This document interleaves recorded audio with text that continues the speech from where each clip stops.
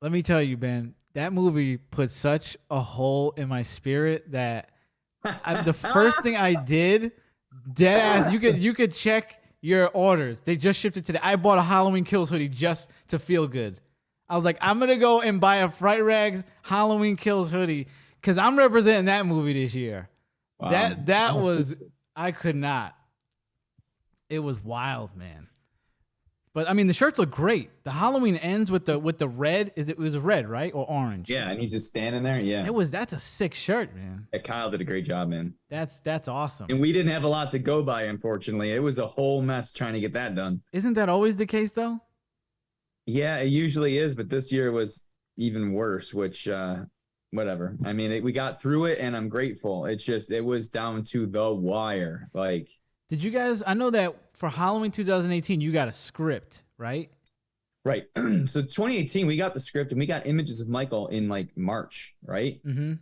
And we still kind of came down to the wire because we had some last minute changes on the Osborne design. For Kills, we didn't have a script. It took a while to get images, but I already knew everything was going to happen. I know you and I had talked around that time because I had gone on, well, we talked last year, but I'd gone on the set, right. All that stuff. And then, but we knew what was going on, but that came down to the wire too. But we got images for Halloween Kills in June, if I remember correctly, of last year. And we were able to get everything out by September. We didn't get final images for Halloween Ends. Like, we had already seen some images. We were talking to them, but we didn't get the high res final ones. And we didn't get that many until end of July, early August. Wow. And we had to release it in 4 weeks, and we had to come up with designs and get them approved, which, again, people don't realize, like, you have to get this stuff approved by the studio. And there's like 4 studios that have to look at this stuff. Okay, so tell me, because I'm gonna start the podcast right now. We're ready recording. Yeah. You know who I'm with. I'm with the founder and the president of Fright Rags, which is the greatest horror t-shirt company in the game, wearing my H2O shirt and my H2O hoodie right now. He is also the only guy I know who likes Michael Myers more than me. If you don't know, now you know. It's the big boss, Ben Scrivens. There he is. What is up, man? Thank you for having me on 3 times in a row. You're like our version of Michael Myers. You come by every Halloween, kill it, and you leave. I won't stop coming. Yeah, every year, once a year, right? That's right. So we were just talking about you getting the designs, or you getting the pictures for the Halloween Ends, and you had to create some beautiful shirts, which you did, knocked it out the park. So tell me what that's like. So kind of walk me through it, because I've always wanted to know what it's like, I guess, to make a shirt from scratch. So you get the designs, and then what happens after that? Chaos? All right. So, yeah. So basically, we already knew walking into this movie what we wanted to do, especially for Justin Osborne. Like, you'd seen, his 2018, his Kills, like there was a theme going on. And we even have his original Halloween shirt that he did that kind of ties into the 2018, where you've got Michael above and you got Laurie underneath. So obviously with Kills, it was more about the mob and Michael. With this one, and as I was telling you before, we didn't have images right away. So I was talking to producers and stuff, because luckily I know a bunch of people in different camps, a few of the producers and other people. So I'm talking, I'm like, look, what's going on in this movie? Give me some context. I'm assuming there's a showdown. I'm assuming, like, and we can talk spoilers here, right? I'm assuming. Of course, yeah, let's go. We want to go anything you want to talk about. So I'm like, I'm assuming there's a big showdown. And they would be like, well, there is, but it's different. And I'm like, what does that mean? I can't put different on a t-shirt. I don't know what you're saying. I ain't gonna sell. So I'm like, you need to give me some images. And with Halloween Kills, there was trailer images, like, him in front and on the house, and he's coming out in fire and stuff. But they're like, well, we don't really know what to show you. And so the main studio was like, we don't really know what to give you. We have all these images, but they all have to be approved by this other studio before we give them to you. I'm like, well, let me see what you're looking at. Like, I need to know some visuals. So they handpicked a few. We looked at them, and I said, okay, I think those will work. I'm like, is that all you got? And I was seeing pictures of Corey and pictures of the Scarecrow mask and pictures of all the stuff, him in the sewer, the house, Laurie. But I saw pictures of Laurie fighting him. But I was like, and I knew about the imposter thing going on, but I didn't know if that was the imposter in the kitchen. I was looking for the fingers. We had some pictures with him with all fingers, no fingers. So I'm like, what's going on? But I see Laurie in the blue shirt, and I'm like, well, that's rad. And I already kind of knew where we needed to take this. And this is in July, you said? This was we saw initially the images in like early mid-July, and we didn't get the final ones to work off of until end of July, early August, I think it was. And these are the ones you're talking about? Yeah, so I told Justin and I had a long talk about it. I said, I think this is where we need to go with it because we didn't have a trailer at that point and we barely had any images. And he and I were already on board. He was already on board with what he wanted to do. But I'm like, I think, and I sketched it out and I even composited it. And now normally Justin just pretty much does it all for the most part. But in this case, I was like, here's what we got to work with. I think we can do this. So I sent him a mock-up. And then he took it from there. He added the house in the background. He did some other things because that's when the trailer was released. The trailer wasn't even out yet. So he does his thing. And then we give Kyle all the, the images and we showed Kyle what Justin was working on, even though those styles are very different. And then Kyle, we knew he wanted to reprise the long sleeve. So he, that's my favorite probably. I love that. Thanks. And again, we wanted to do some different things. Of course, he came up with the cool stabby one and my favorite one where it says ends in the red and it's actually him in the sewer looking up. That's a sick shirt. And then we wanted Yannick to do one just like he did in the kills. We were trying to mirror kind of what we'd done on purpose. And so instead of having him obviously with the fire, it's him in front of that door because we knew that door was Laurie's house and we knew enough that it would be not in the movie so much, but like you'd recognize it. It wasn't some random door, right? Mm-hmm. So we kind of gave him that note. He did that. So this is a mad dash within, maybe 2 to 3 weeks where. And you're getting just like sketches back? Well, in most cases, Yannick sent, I think, a sketch, but Kyle kind of just works to a final image. And if there's an issue I have with it, he can change it then, but it's not even just a sketch. It's like, here's the design. I'll be like, perfect. Or I'll be like, tweak this or change that. And then, okay, I will say this, and I'm very grateful for the position we're in, and I'm thankful that we had the opportunity, but it was coming down to such the wire where we have literally 3 studios to go through. There's Blumhouse, there's Universal, there's Trancas who owns the rights to Michael. And if we use Laurie on anything, Jamie's got to approve her likeness. Wow. And unfortunately, there was a little bit of a not miscommunication, but it was, when you're dealing with certain people at studios, it's hard to try to make sure people are getting it, because there's so many people that have to look at it. Yeah. I just said, look, I'm sending it to Blumhouse because I know them. I'm sending it to Trancas and I'm sending it to Jamie and I'll get their approvals and you'll be on the emails, but I can't wait for you guys to do all of that. I will do it. So nice. I was just like, boom.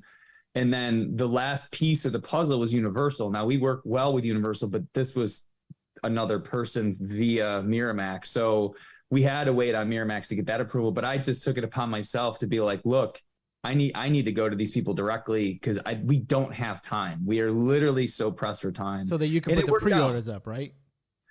What's that? So that you could put the pre-orders and the images up eventually. Yeah, exactly. And I told them and listen, everyone at Miramax was great. It was just a matter of timing. Mm-hmm. And so it was really like, I just had to just take the ball and be like, I'm going to do most of this legwork because we got to get going here.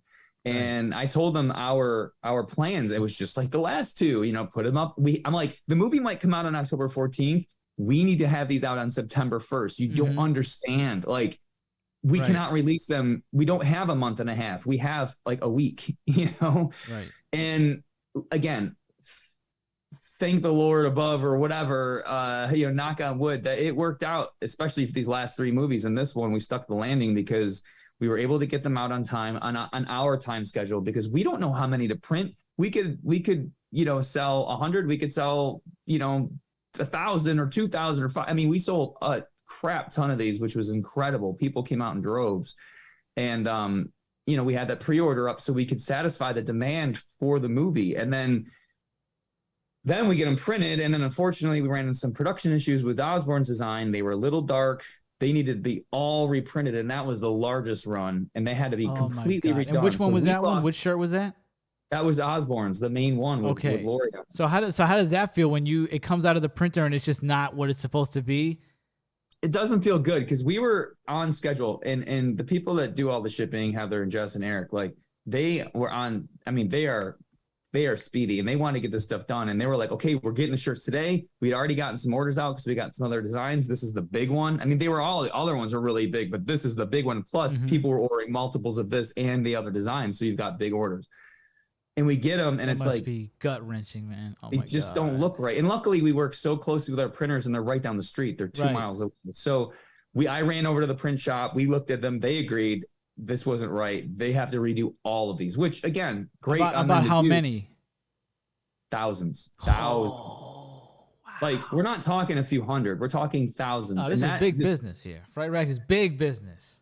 Well, this was a big order. So they had to redo it. We lost a week. And so now. Really? You were set back a whole week? Well, because you have to get them, you have to order the inventory, you have to print them, you have to finish them, fold them, all that stuff. We have to get them, we have to start shipping. So it's a week gone.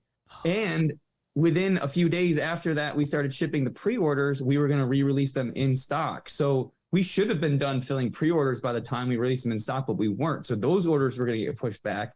Luckily, 99% of the people got them in time. The only people that didn't, most that I know of, because they kicked ass, so much ass getting these out, were international customers. But again, we can't guarantee international anyway. We never did, even with the pre-orders, because even if we ship them on time, you can never tell how long it's going to take to get to the UK or even Canada. Right. So we never guaranteed that. But I did feel bad because it would have given them a few extra days to get it. But most people got it. And then there were a few disappointed people, which sucks. I hate that. But given the amount of orders we had to fill and the mishap, I think it was pretty much, we got through it as best as we could. So I'll tell you, it's wild, man. It's a wild ride. Well, if there's another reason to love Fright Rags, if you're not already sold and you don't got a shirt already, here's another reason, because every time there's a Halloween movie, they got the shirts out. You're going to have your shirt before the movie comes out. So you're going to get ready to go to the theater or watch it on Peacock with your shirt, which is, you got to commend you guys for that. That's amazing. Hey man, we try. We honestly, we do everything we can. Everything we can to get it to people, because we know, we get it. Like, I want the shirt too. I wore it to the movie too. Like, I understand people don't want it a day later. They want it when they see the movie. So, question before we get into the actual movie. So you said you get to final images in July. So how does it actually work? Do they come to you? Who comes to you, and are they like, we want you to make the Halloween End stuff? Do you go to them? How does it actually work getting the shirt from the studio? So we had Halloween Ends when we got Halloween Kills, because they had announced 2 movies already. As soon as Halloween 2018 did as good as it did and they announced the next 2, like, oh, we're doing 2 more, we were already in with Miramax to say, we want those 2, let's sign a deal. Okay. And in fact, because that was pre-COVID, our deal was set to expire last year when Halloween Ends was supposed to come out. So they extend it for us and everything. Because remember, we lost a year because of COVID with Kills, not coming out in 2020, it came out in 2021. So Ends was supposed to come out last year. So our original contract actually had those dates in there. And so we had Ends as long as we've had Kills, and we had to keep extending it because the movie wasn't out yet. So we're like, we can't make shirts for a movie that's not out yet. But everyone's been great about that. So there's no issues there. So we were already waiting. So we knew the movie was being shot in January, or it was like January, February. And I was, getting some updates from people, but I didn't have, here's the other thing. People, like, even from the set, they can send me images all day or whatever. But if they're not approved by Universal, you can't just print them on a shirt. Looking for a lawsuit there, buddy. Right. And I'm not saying people were sending me images. I'm just saying we couldn't get a jump on anything, because any image that we used on a shirt had to be, even before the design, that exact image had to be approved. That photo had to be approved by a studio. Right.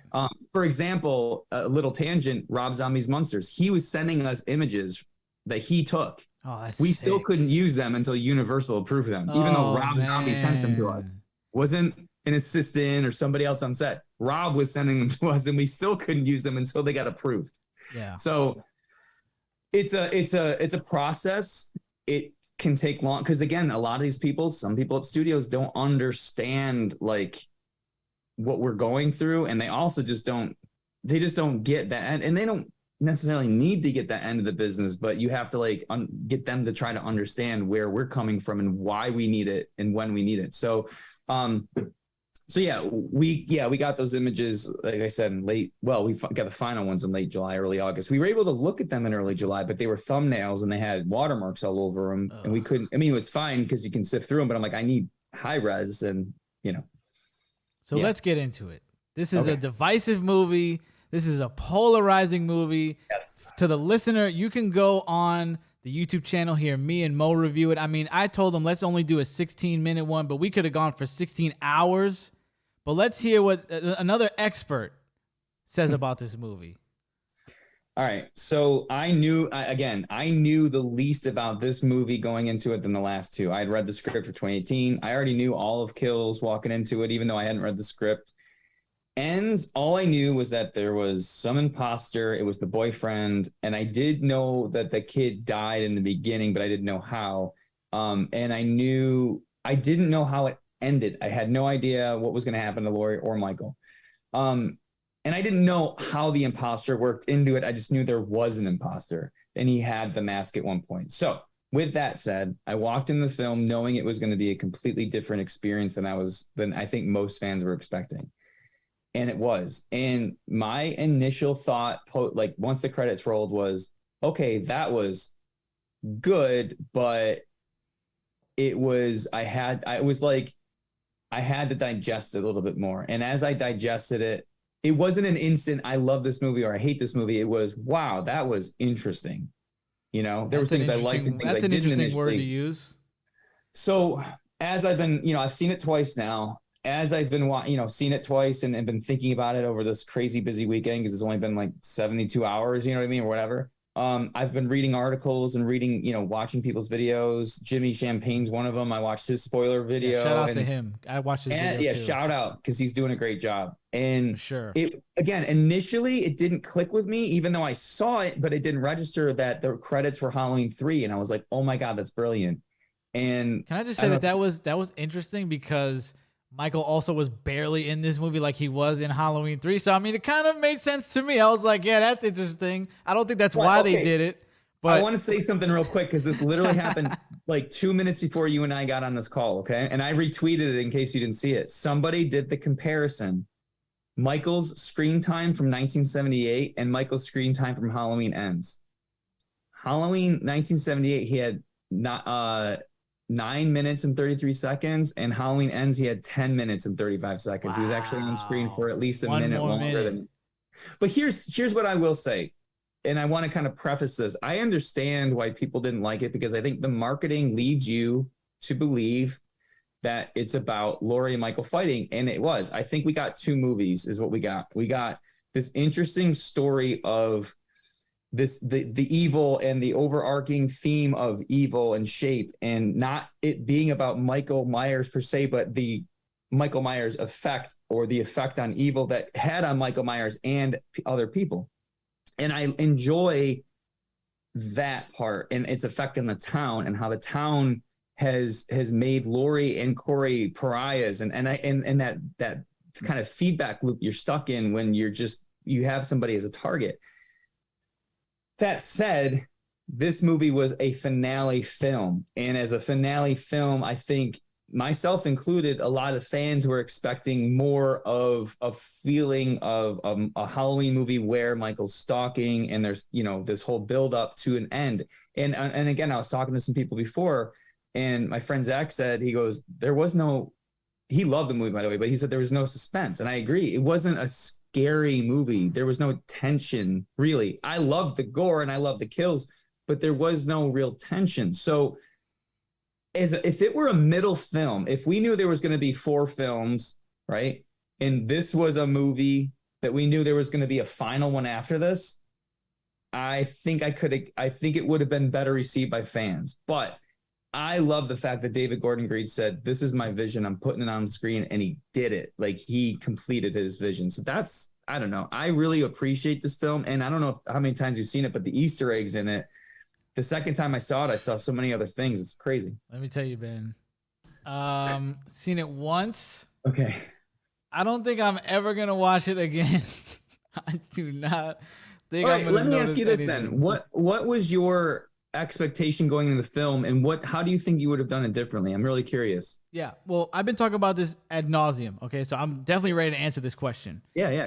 I got the same news you did, pretty much. I don't know. I think Jimmy Champagne is the one that kind of broke the story to me. Maybe I can't remember. And that was all pretty much out there in the public. You're right. Yeah. So I got the news about Kyle Cunningham, whatever his name is, and Corey, I said, "Oh." I initially said that's really cool. I've never seen that. I did like that. So in my mind, I pictured it as you got Kyle in the movie, and he's gonna be killing while Michael's killing. So we're gonna be getting like double kills, and then it's gonna come to a head. And the way that I saw it, you saw people were doing trailer breakdowns, and they were saying, "Is this Michael in the kitchen or is this Kyle or whatever?" Right. So I'm like, "Oh, this is gonna be sick because this guy's gonna come in. Laurie's gonna have to kill both of them." I'm like, "This is gonna be insane." It didn't work out that way. So once the movie ended, I said, all right, I would have done it this way. I think it would have been the easier way to do it. And it would have satisfied everybody. You could have kept the first couple minutes. I think the first couple minutes were great because in my mind, I said, it's kind of like H2O, which I'm wearing the shirt. They're going to milk it. And then once you see him, though, it's going to go down. Like, it's like kind of like a big, like the Undertaker's entrance or something, it's like takes a minute, but once he comes out, it's great. So I'm like, oh, he's going to come out the cave and just bang, bang, bang. Didn't happen that way.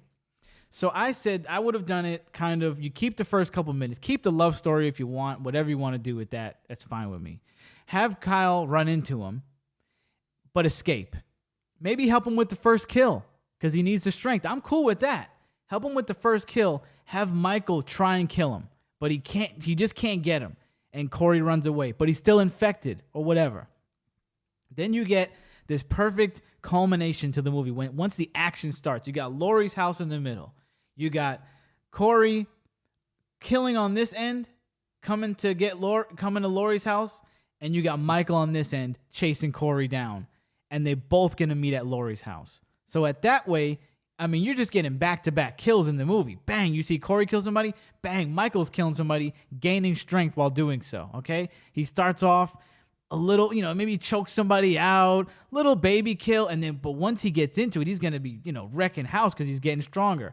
They both meet at Laurie's house, and either it's going to be a three-way dance, or you can have it where Laurie kills him, Allison comes in. You still get that scene where Allison comes, and I wouldn't have wrote Allison that way, though. I think the actress that did her is great, but it was one of the worst characters in Halloween history, in my opinion. She was so annoying.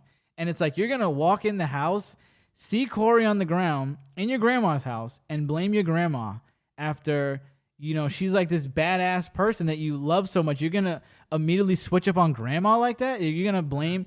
He has the mask on the floor, and he's in the coveralls. Like, are you insane?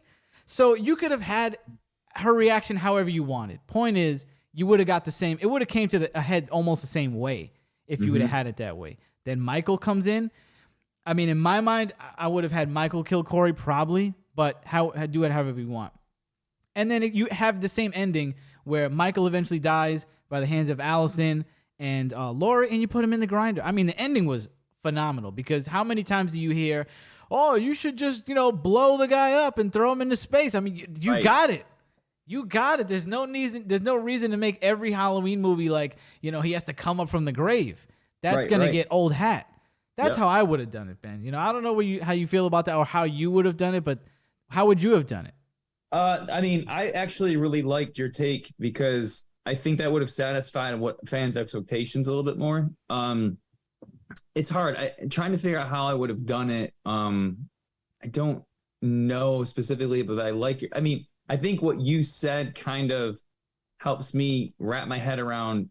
I mean, I know it's kind of explained, and it's not like I don't know why it was happening, but it still felt confusing as to, okay, is Corey wants to kill, so he's like, and I'm gonna say, infected, because she says the word infected, so he's sort of infected with cool this, idea, by the way, cool idea.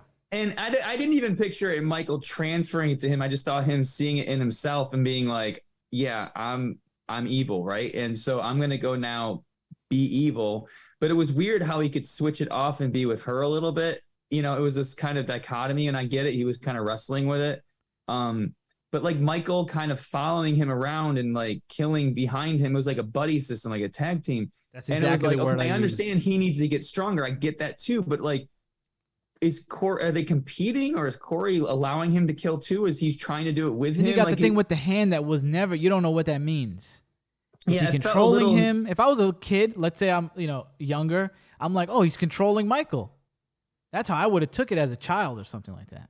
It just felt weirdly nebulous to me that I wasn't. I mean, again, maybe on some rewatches or watching or reading some other articles, I might connect some things that I can't fully articulate. But I was sort of like, huh, like, did that make sense? I understand why Corey took the mask and wanted to go on a killing spree, and that didn't bother me too much. I mean, I know it's not Michael, but it was still cool to see the tongue and all that stuff. Like, I was cool with him blazing a path to Lori's house. Fine, yeah. Gotta kill Grams, right? But like. And I guess I get why Michael was kind of following him, because he was probably just trying to off Corey at this point in case he got strong enough. And so I guess I can, thinking about it, going, okay, I get it, but it felt a little disjointed to me. But I don't know. It was a cool story, and I don't know. It gave me some ideas of how they can even continue it, because I mean, look, please don't. Michael Myers. I hope they don't continue this. What's that? I hope they don't continue this. They need to regroup after that. That was crazy. Okay, let's talk about that for a second, if you don't mind. So no, yeah, whatever you want to talk about. Halloween ends, right? And we know this is the completion of. It's like the Christopher Nolan Batman trilogy. We know this is it, and this is it for Jamie Lee Curtis. I mean, she said it, but as far as I'm concerned, I don't see her ever dipping her toes back into this world unless it's and not for a movie. But hey, we thought that with H2O. Yeah, but they did her dirty with Resurrection, and that was. Yeah. But you have to admit, this was different. She was not walking red carpets for Resurrection, right? Like H2O, there was a pop because she was back, but Resurrection, there was no big send off. She wasn't. This is she's older now. There's a culmination of, and I think it aligns more with her in the sense of the trauma aspect and overcoming trauma, right? So. There's too much here for her to go back on and just reprise her role at some point, unless it's some random cameo or narration, but small, right? And even that, I don't need to see it. But here's my thought. Like, you have Halloween ends and it's over, and everyone's like, oh, are they really going to end the franchise? Well, come on. If it's going to make $1 over their budget, probably. No, I don't think they should end the franchise. That's not what I meant. I meant the story. I know. I get what you're saying. Yeah. So either you wait 5-10 years and do like a Rob Zombie thing, but then again, that's been done. So are we going to see another Laurie Strode done in somebody else's way? I don't think so. And my other point is James Hugh Courtney, or at least his look, the mask, awesome. The way it's burned. Awesome. Best Michael. That has become an iconic look for Michael Myers. Best iconic. Michael. And I feel like if they wanted to really delve into the story of, not story, but the idea, the concept of this evil taking shape, I say you give it a few years and you do another story in the same universe. So it's in the same Haddonfield. You don't have Laurie. She's gone. She's out of town. Allison's gone out of town. You don't have Frank. You don't have anybody. Please. But you know what? Michael Myers pops up and it's just, you don't know who it is. And I'm not saying make it a Ghostface whodunit. Mm-hmm. It's a person in that mask, because she had the mask at the end. Don't forget that. Yeah. It is a person that's an unstoppable killing machine. Evil took a different shape, and we don't know who it is, but he's going after another girl or guy or whatever. And to me, you almost get the best of both worlds. It's like a reboot, but you don't have to explain. Everyone's going to say it's Michael Myers because he's got the same mask on, but it could be anybody. Right. Doesn't have to be. It's not Corey. He's dead too. Get rid of all of them. Please, definitely. I agree. I like that, because that's kind of a middle ground to what I was saying. I was saying do it. I was just talking to my friend AJ. Shout out to AJ, huge Halloween fan. I was just telling him I like your idea a little better than mine. I was saying do it in a couple years, like maybe have it be the same lineage as the Strodes and have Michael, chase him down. But I was like, it's kind of sucks that we're gonna have to regroup, because it's like Batman now at this point. Yeah, where we're going to be like Batman, where it's going to be like, oh, well, now who is going to be? How's the mask going to look? How's Haddonfield going to look? Like, now we have to redo it. So I really like what you're saying about having it be the same universe but a different guy, because at the end of the day, Michael's the shape. It's not like it's a guy. The guy don't got any lines. You just got to walk it, and he just got to do the right thing, and it's Michael. It could be Michael's spirit, because who knows at this point if that infection is just a spirit that took over that body as a child, which is kind of, I mean, in my opinion, you can correct me if I'm wrong, but how they've kind of put it from the beginning. in almost every timeline. It's almost like Michael was infected out of nowhere, out of thin air. Well, that's what I was gonna say. Like, you know, in the first movie, there's really no story. I mean, in terms of backstory, you have Michael killing his sister, and you don't know why. They never tell you why. They never try to explain it.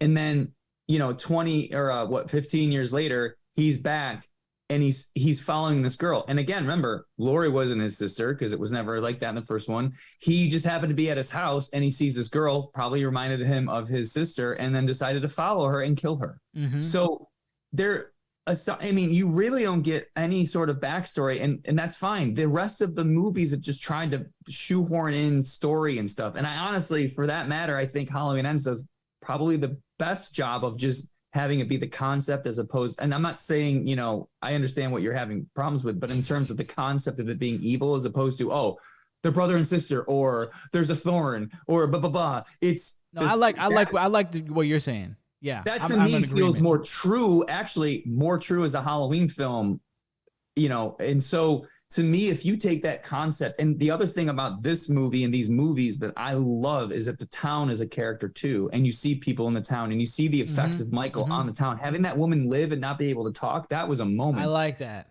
Like, so you now have this, yeah, I hate to use this word, but it's true. You have this almost this universe that you can play in, and you've set the tone for the evil. I have no problem with having, quote unquote, a random person, Michael Myers, put a mask on and start killing and follow, because again, that's what the evil did in the beginning. Right. So I don't, it doesn't need to be that same kid who killed his sister in 1963 anymore. To me, it doesn't. Not in this time. I'm with you on that. Cause like I said, it almost seems like in retrospect, it's almost like that in every iteration until you get Thorn. You don't know why, you don't know who, you know, well, you know who, but it's almost like a spirit infected him from the beginning. So plus it's scarier. It's scarier. It was always scary on Halloween when it wasn't a bloodline. When it's a bloodline, you're like, shit, I just don't need to be around any Strodes. I'm good to go. Right. And so if you bring it back to that, which they kind of did in these three films, but of course, Lori was such a big part of them, you needed to complete that story. But now with her out of the way, you can actually get back to it being a scary Michael Myers without any sort of connection to I like that. Strodes. You know what I'm saying? I like that. And do it in a way that she had a wonderful send-off. So it's not like they did her dirty, right? No. Like, she had this beautiful send-off with Frank. They're going to go see some cherry blossoms. It's going to be great. Her granddaughter left, and it's beautiful. Now we can go back to just killing motherfuckers. Exactly. And the meat grinder was the best way you could take him out. Now it's like, there's no way it can happen unless, like you said, it's a spirit. It's an infection. It will live on now. But if it happens in your world, can you like really be in the boardroom for the next one? Because I think that there needs to be like, you know, you need to be in there. You know, I think it's almost like Jason Goes to Hell, right? I think what people hated about that movie was it wasn't Jason. But if every time that snake thing went into a person, they turned into that hulking mask with the mask, I think people would have dug it. Because here's the thing, as fans, we want to see the image of the killer that we've grown up with. Right. And that's what people are pissed off about in this one, because they're not seeing it, or they're seeing a fake person because you know it's a fake person. Yeah, and that's the problem. That's where your idea is great, because you got to know who Corey was, and that's your mistake. That's the mistake of putting somebody in the mask. You want somebody, you're like, who the hell is this? Because it's going to be creepy, because you're like, we don't know who this is, like you said. We're never going to know who it is. We're not going to unmask him. It's not going to be like Scooby-Doo. Oh, my, it was the guy from the store. That would be horrible. It's not going to be Ghostface, in which I love the idea of that in Ghostface. Don't get me wrong. I think it's that works for them. That works for that genre. Exactly. I don't want that with Michael Myers. I just want the idea of Michael Myers with the mask and killing people. To me, that's what I want. Remind me. I got to ask you about Scream 5, because that's another polarizing one. So please, before if I end it, go, no. We got to talk about Scream 5. So please, especially because I know my man Justin. I was just talking to Justin. He says hi. He's a big fan. I got him into your shirts a couple years ago. Awesome. So I know he's going to kill me if we don't talk about Scream 5. Okay. But let me ask you. So I really enjoyed the scene, though. Like, if I actually just rewatched this. If I rewatched anything, I rewatched this scene. I looked it up, or I went on Peacock and I scrubbed through just to watch it. I think the scene with the doctor and the girlfriend, awesome. Where they get killed by the tag team. Yeah. she turns on a light or turns around and he has the Yeah. mask on. It was very reminiscent of like Rob Zombie's Halloween first kill with the mask. How did you feel about that scene? I mean, I liked it fine enough. I felt like it to me. Well, first of all, the one of the things I liked about in this, and I caught it the second time. And to be fair, I think someone mentioned it, so I was looking for it. But when she comes outside to and the doctor's not there, and then of course the light. I think the light turns on, or she turns around, and he's stabbing him. Mm-hmm. You can actually see him stabbing him in the dark when she comes out. Yeah, I It heard is that. so slight, and you can see this like motion. I'll say this. It was fine. And I think it was Jimmy that mentioned this, so I'll credit him. But to have Michael be his first kill of the movie and have him stab her, have him stab her against the thing and basically make it like part one. But also he did that in 2018 with was it Dave against the wall? To me, I'm like, all right, we've seen him stab someone against the wall and stop and look at it. Like, we don't need to keep doing this. And that was his first kill back. It's like, but I liked it. The other thing I didn't like about it was there was no mention of them afterwards. Allison's at work. Corey's calling her, and she's like, well, I'm at work right now. Oh, but your lead nurse and your doctor or your boss aren't there. There's no commotion about them not being there. There's no like, where did they go? They didn't show up for work today. Okay, like I'm glad you said this because before I forget this, because I'm not a person that looks at plot holes at all. That went right over my head. I don't notice anything like that. But I did notice this, and you may think I'm crazy. This is maybe a total nitpick, but when Lori, I mean, this was probably the worst scene to me, maybe, and nothing to do with Jamie Lee Curtis. I loved her in the movie.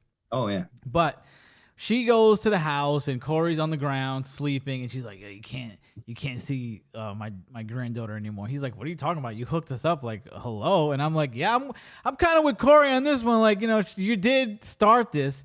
And Corey looks down for like a second at his shoe or like a bug. He looks up and she's gone like Batman. Now, for anybody that didn't see the movie, this was an empty house with a wood floor, and it was like 40 feet away this window. And Corey looks up and he's like, what? Like, what? So he walks over to the window. It's like the wind. And I'm like, is he Commissioner Gordon now? Like, how did that happen? Because if you would have, in reality, he would have looked down and he would have heard boom, boom, boom, boom. Like, you would have heard her running down the wood floor in an empty mansion. All right, but you just said something very interesting. In reality, we are not in reality. Well, then we can say the same thing about the doctor and the head nurse, that we're even then. We're even. Okay. But I will say I love that scene, and I thought it was very poetic. And the other thing I liked about that scene, though, is that you could almost play it off that she was never there, and that all happened in his mind. I don't want this to be like the Joker. I don't want to think about. No, oh my God. I don't want to think about. But I'm giving that an artistic license pass. Like, I'm giving that. I understand what you're talking about, but I'm giving it a pass because I thought it was a good moment between those two. And I understand what you're saying. Like, she's the one that hooked him up, but she saw something in him. She saw something in him that changed. And she didn't feel that way in the beginning, but she saw it change in him. The one thing I thought was a little cringy was when she saw him next to the bush, because he just looked like he was like when he would say it. And then he pops up behind her. I'm like, there was no way he would have had to run around the side of the house when she came out. And then, to be honest, I might have been looking at my phone because I don't even remember that. Like, there were parts where I was texting about something completely different. I was like, let me tell you, everybody heard my review, but if you didn't, to me, I know the movie went south. I was totally with it until the cop got killed. Once Michael let him slide. What, the in the sewer? Yeah, once the sewer scene happened, I was out of it, Ben. I said, this ain't working for me. I was giving What it. about that scene didn't you like? Michael would have never let him go. As soon as he killed the cop, he would have stabbed Corey in the head. Okay. All right. I could see that. And I don't, that's the other thing where I get not confused, but I'm sort of scratching my head about, was Michael using Corey like, hey, he's going to go out and kill so I can, like, it's a little weird because, like, okay, you're not strong enough. I get that, but are you going to let Corey kill for you? But you also killed other, like the doctor and the girl, right? The Corey killed the doctor, but now he's going to kill the girl. But why couldn't he kill the doctor too? And why don't you kill Corey right after that? Yeah, You have so many yeah. chances. You Also, made a really good point that, again, I'm okay with how it played out, but I do kind of scratch my head going, I don't know. I would like to hear a more definitive answer as to why he didn't kill Corey during those times, you know? Ben, I was with the movie, Ben. I was involved. I mean, the party scene went a little too long, but I was in until then. Right there, I went, this is bad. It was over. Like a switch flip for me. And to Justin, I think Justin and AJ's credit, they were like, I think they could have, little nitpick, if Michael was so weak, right? He killed mad people at the end of Halloween Kills. I mean, he killed so many people. He was also alive for 4 years. Was he procrastinating on these kills? What was he doing that he had zero strength after 4 years of killing people? Like, you were really that weak after 4 years? So I'll say this, right? And again, just thinking about this when you're talking about it, you're right. Like, I will buy the fact that, okay, 4 years he was damaged. He's older now. He's only killing to eat a little bit. He doesn't have full strength, right? But he was in that sanitarium for 40 years and he busts out and he kills everybody. Like, he busts out and he kills the people in the gas station pretty gnarly, like, right? Like, he wasn't like struggling then, and that was 40 years having not killed anybody. So I do wonder about that a little bit. And it's like such a cool scene when Laurie is saying, oh, he gets so much stronger and kills. At the end, they got that music, and she's like, every kill he gets stronger. And I'm like, yeah, this is going to be, I mean, this guy's like Hulk Hogan. Every kill he's going to get strong. 4 years of killing people, and he ain't strong. Huh? I mean, I get it. It's been like here and there, he's slim pickings, but the reason, and again, I will buy the fact that he was weak, and that's one of the reasons why she was able to kill him, because he ended up becoming like just a little bit stronger than she was, as opposed to crazy stronger. Mm-hmm. But again, I don't know retroactively if you can apply that to 2018 and have the same result, because of, again, what happened to him for 40 years in sanitarium. You know what I mean? Like, 4 years he's so weak. 40 years, I don't understand. Maybe because he wanted. I don't know. I have a little bit of a hard time reconciling those two things. And it's not like I'm talking here like I'm a scholar. Like, we have to suspend our disbelief for every timeline. Yeah, we're talking about for every timeline. So let's not, like, I'm not trying to act like, every other Halloween is seamless and perfect. But to me, it's something that important, I think you should have worked it out. And also, I just thought a cool addition to it would have been to dress the cave a little better. I think you could have had heads and bodies, because, I mean, the guy's been down there for years. I didn't see him. If you rewatch it, though, it's cool. And I don't know if you caught this the first time, because it really took me a second viewing. You see his face in the walls of that. Yeah, that's true. It's rad, dude. Like, I saw a screenshot. Yeah. Yeah, it's pretty cool. There's a few of them. I'm sure there's more than I even caught, but that was cool. Did you consider using the Scarecrow mask on the shirts? Because I think that was an awesome mask. They wouldn't let us. How come? Did they say? They just said no? Oh, because it was too much of a spoiler. Oh, really? Yeah. Didn't they release the fact that it was a copycat killer? Because I heard basically the studio just let that out. Oh, I don't know, but I have no idea. Because that was so widespread, and I thought it was widespread, but they wouldn't let us on an official piece of merchandise before it came out. They wouldn't let us do it. What did you think about the mask? I thought it was cool. The Scarecrow mask was fun. Yeah, nothing too great. No, I mean, you know what I liked is that they didn't just take some old Ben Cooper mask. Like, as cool as that would have been, they just didn't. I thought I liked that it was a little different, and it was very kid-ish. Like, yeah, a vintage Ben Cooper mask would have been fun, but we're into that vintage retro thing, and this was vintage retro thing too, but very like almost toddler like, which fit Corey, because he was, even the thing with him drinking milk, that's kind of a kid thing. And I will say this, Corey's mom was probably one of the worst people in this entire. And we like, don't see her die. Like, give us that satisfaction. So I don't know if this has been public, but I have seen images of her in an extended killing cut. Same thing with Darcy at the radio station, and I think those are going to be on the DVD. Yeah, apparently those were in the trailer. Well, yeah, you're right, because so this is another thing. There's been images of his mask that looks like it has mold all over it, but that's most likely the feathers from the pillow because he slashes through it. Oh, okay. Yeah, so that might be in the director's cut, but I mean, come on, you got to give us. You built this lady up as like nobody liked her, and we should see her get a knife in the head. She looked like the mother in Family Guy or like that '70s show or some shit. And here's the thing, and no offense to you because I know you're a New York guy, but like, dude, was literally everybody a transplant from Brooklyn in this movie? You know, it's funny because whenever I hear people like that listen to the podcast that are not from New York, they're like, yo, you guys sound like you guys are from, like, you sound like you're like stereotypical, like if they drew you from New York, like you guys like are cartoon characters. And then I'll listen back and I'll be like, yo, we really do. And it's actually funny.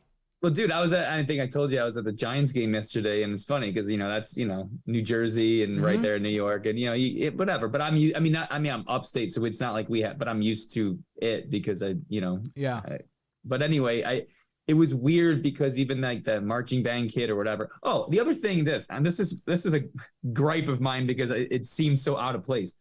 This asshole. I don't know if they were really marching band kids, but they said they were marching band kids. So that's what I'm calling them, right? That gang. Okay, his dad's car, who he can't mess up, is a fucking 30-year-old LeBaron. Like, really? Like, I don't know about cars. So is that like that's crazy? No, it's just a dumb car. Like, I think like it's a nothing car. Like, again, it's not. Oh, so you're saying it's like kind of worth, like it's not like a vintage car or anything crazy. No, it's like a Geo Prism from '95 or some shit. Like it felt so like I don't care. Like it was fine, but like for him to make a point, I was sort of like, but that's just some old. Did you like that aspect of the kids, the bullies? It was fine. I mean, it was interesting when you saw the dad slap him upside the head, and then Corey mentioned. I thought that to me seemed very realistic. Honestly, like I was like, damn, like I was a fan of it. I liked that aspect. Like I said, I didn't, it was just like, it wasn't, it's a shame because it was going so well and it was like, they just made one bad choice, but that one bad choice ruined everything for me. It's like, it was such a bad choice that you did that. I feel like they could have just switched it to what I said or something just a little more simple. It seemed like they looked at the obvious choice and they said, let's do something way more complicated that people are not going to like. And it was like, the answer was right there to me because when you told me or when I heard about what it was, my brain immediately went, oh, this is going to be sick because it's just going to be this easy kind of thing.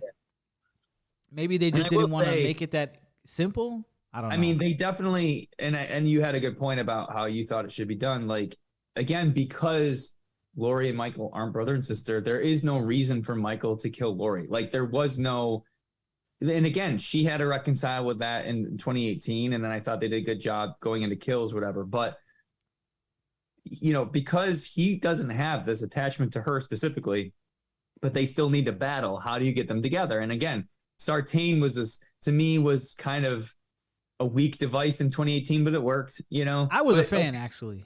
Yeah, it was whatever. It worked. But with this one, it's like, how do you do it? And I like the fact that, in theory, the fact that Michael and Corey were, and I like a buddy system, the fact that Corey was going on his own volition, I guess in a sense, you didn't even need that because Corey took his mask. So he's off about to kill Lori. And I could see Michael being like, fuck this shit. I want my mask back, and then going to get it. But I thought it would have been cool if, first of all, the other thing, I don't know, how'd you feel about the wrestling scene?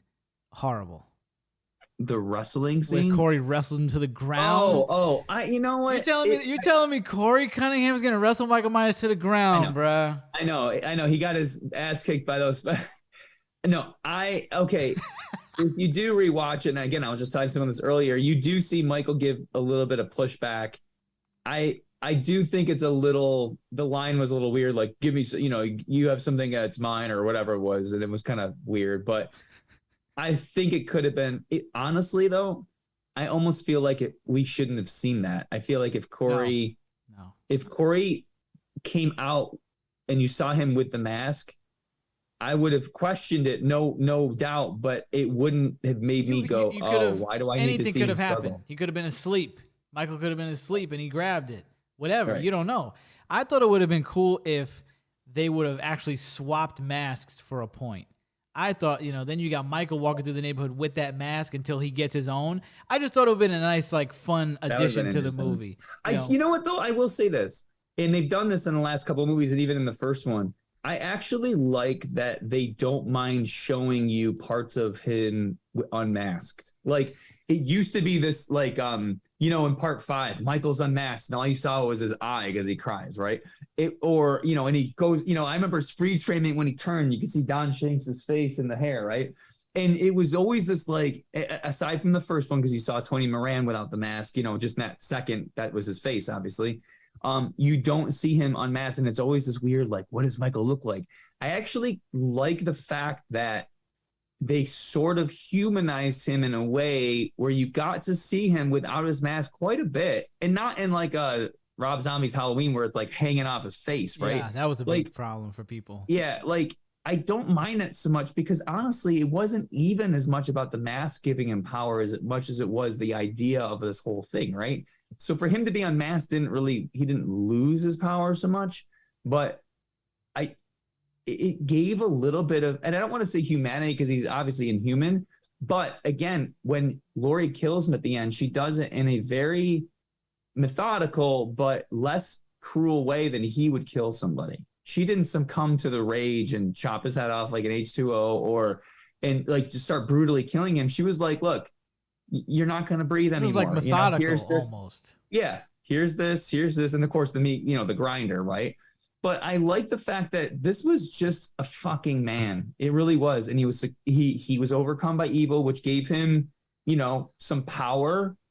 But at the end of the day, he was a man that could be killed. And I thought that was a very interesting thing. I don't disagree at all. I think I could take him either way. I think it was a cool addition for this universe. I would prefer it the more mysterious way with the face. And I actually liked it when, like, in Halloween 5, he had another mask on for a certain amount of time. I always thought that was fun. Yeah. I always thought that was fun to see him put something else on until, that's why I said if they would have switched masks, especially because I thought that was such a cool mask, I thought it would have been like kind of fun to see him try something else on while he slaughtered some people. So just my humble opinion in that aspect. But either way, I think it's still good. I'm more the mysterious person, but it is cool that you got to see some of it. But that was a big problem for some people too, though, that you got to see so much of his face in the last two. And it was to your point, I understand why that is. Mm-hmm.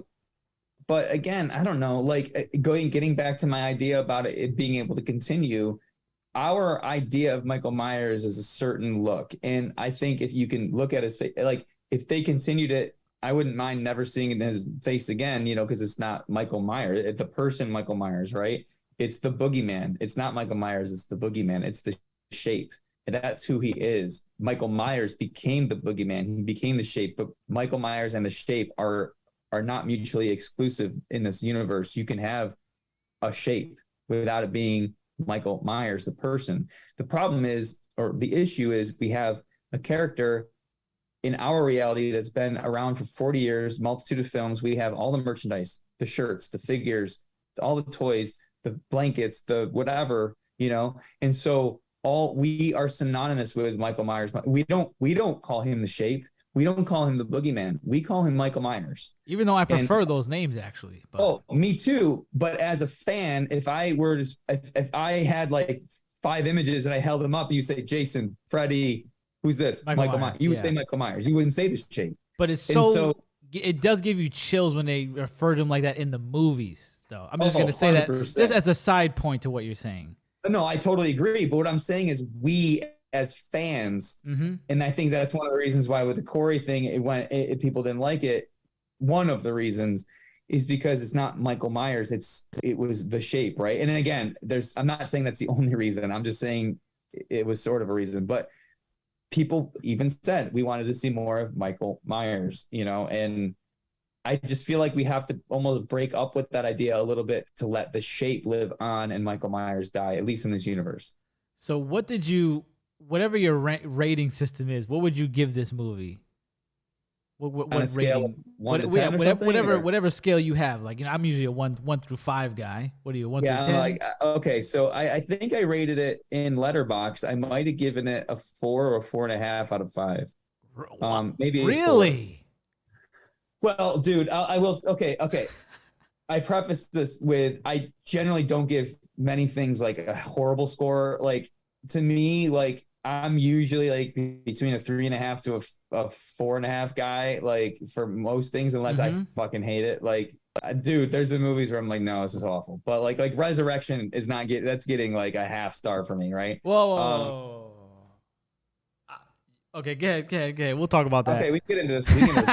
But, I would probably say out of 5, if it was a scale of 1 to 5, I'd probably say it was a 4 for me right now. Wow. Because it wasn't perfect, but the more I watch it and the more it digests with me, it's just like Halloween 3, where everyone hated it in the beginning, came to love it. I think more and more people will come to love this movie. Not everybody. But I think more and more people will come to love it over time. It's just going to take a while to digest. Not gonna lie, Ben, I gave it a 1.5 out of 5. Woo! I hated it. Okay, wait a minute. What do you give Resurrection then? I can't remember what I gave it when we did our All About Michael Myers podcast, but I mean Resurrection. I mean, if I'm giving it maybe a 3 out of 5, 2 out of 5, 2 out of 5, I'd maybe say. Okay. But it's almost like it's not even the same scale for these two movies. Like, this was just abysmally bad for me. And I mean, Resurrection to me is an Oscar-winning film to compare to this. Like, it's so much better. Because I'm in it for Michael. I'm in it for Michael to kill people. But the story is almost like, the story should kind of be there. And if they have a good story like H2O, she's on the run, she's hiding, and then she comes out at the end of it, she's stronger. I mean, if there's a great story, the better. That's awesome. But at the end of the day, I'm in it to hear, it's almost like, if to anybody that likes pro wrestling, you got guys that do the flips and they do all this crazy stuff and they know a million moves, but at the end of the day, they're not going to get as big of a pop as Hulk Hogan or The Rock. And how many moves do those guys got? Like 4. They do the catchphrases. They have 4 moves. Yeah. And then everybody, and then you got a guy out there breaking his neck, and everybody's like, it's whatever. It's like, I'm in it for Michael Myers. I'm in it to see him kill some teenagers and have a good time. So Halloween Resurrection, they're going into the boogeyman's house. I mean, it's just so much better. I don't care what anybody has to say. I know Justin said that's not the case. I far prefer Resurrection. I was waiting for Busta Rhymes to come out in this movie and kill Corey Cunningham. I would have loved it. I was waiting for Busta Rhymes. So thing about Resurrection to me is it lacks any sort of substance or heart. It is just Michael killing people, and I don't care about those people. Don't give a shit about anybody in that movie. Okay, the opening scene with Laurie is kind of cool. I think they did her dirty a little bit with killing her like that, but at least it had something. In the last couple minutes of just the culmination, okay, fine. But honestly, I didn't give 2 shits about anybody in that film. There was no heart. It was literally a slasher film, and the only kind of cool thing was that, okay, Michael off to his sister, so now he's going back home. Like, really? Other than that, I really disliked everybody in that film because it didn't grab. Like, okay, give me a movie where you're killing kids, that's fine, like give me that, but at least make me want those. Like, and now I'm just rooting for Michael to kill them because I hate them all, and Michael like shit in that movie. I didn't like the mask, but like, that's true. That was bad. Very bad. Like, at least part 4 I was sympathetic to Jamie and her sister Rachel and all that. Like, I thought 4, I mean, that's literally my second favorite Halloween movie, and even though I love part 2 so much, part 4 to me is feels so much like the original, and I just love that movie. I love part 5 for nostalgia, but it's not a good movie. Same thing with 6. A little more nostalgia, but it's not that great of a movie. I mean, I don't buy the whole uncle having a kid with your niece. That's some gross shit right there. But wild. anyway, yeah. So I mean, but to me, it's like you get you get all the stuff that I wanted in Michael Myers besides a good mask, basically. So I'll take that over this because I'm associating it with fun. And at the end of the day, I'm a simple guy and I'm looking to have fun. This movie was not fun. It was that's kind of what brings me. That's what kind of what is gonna make my review as bad as it is. It just wasn't a fun movie. I'm not watching Michael Myers to think. I'm not watching Michael Myers to cry. I'm watching Michael Myers to have fun and watch him kill people and hear all the themes. Hear the Halloween theme maybe more than once. I mean, that would be preferable in a Michael Myers movie. You saw him stalk one time. So let me ask you. Out of the 3 movies, we got the trilogy. It's over. Rank the trilogy for me. Easy. 2018 ends and kills. And this is why.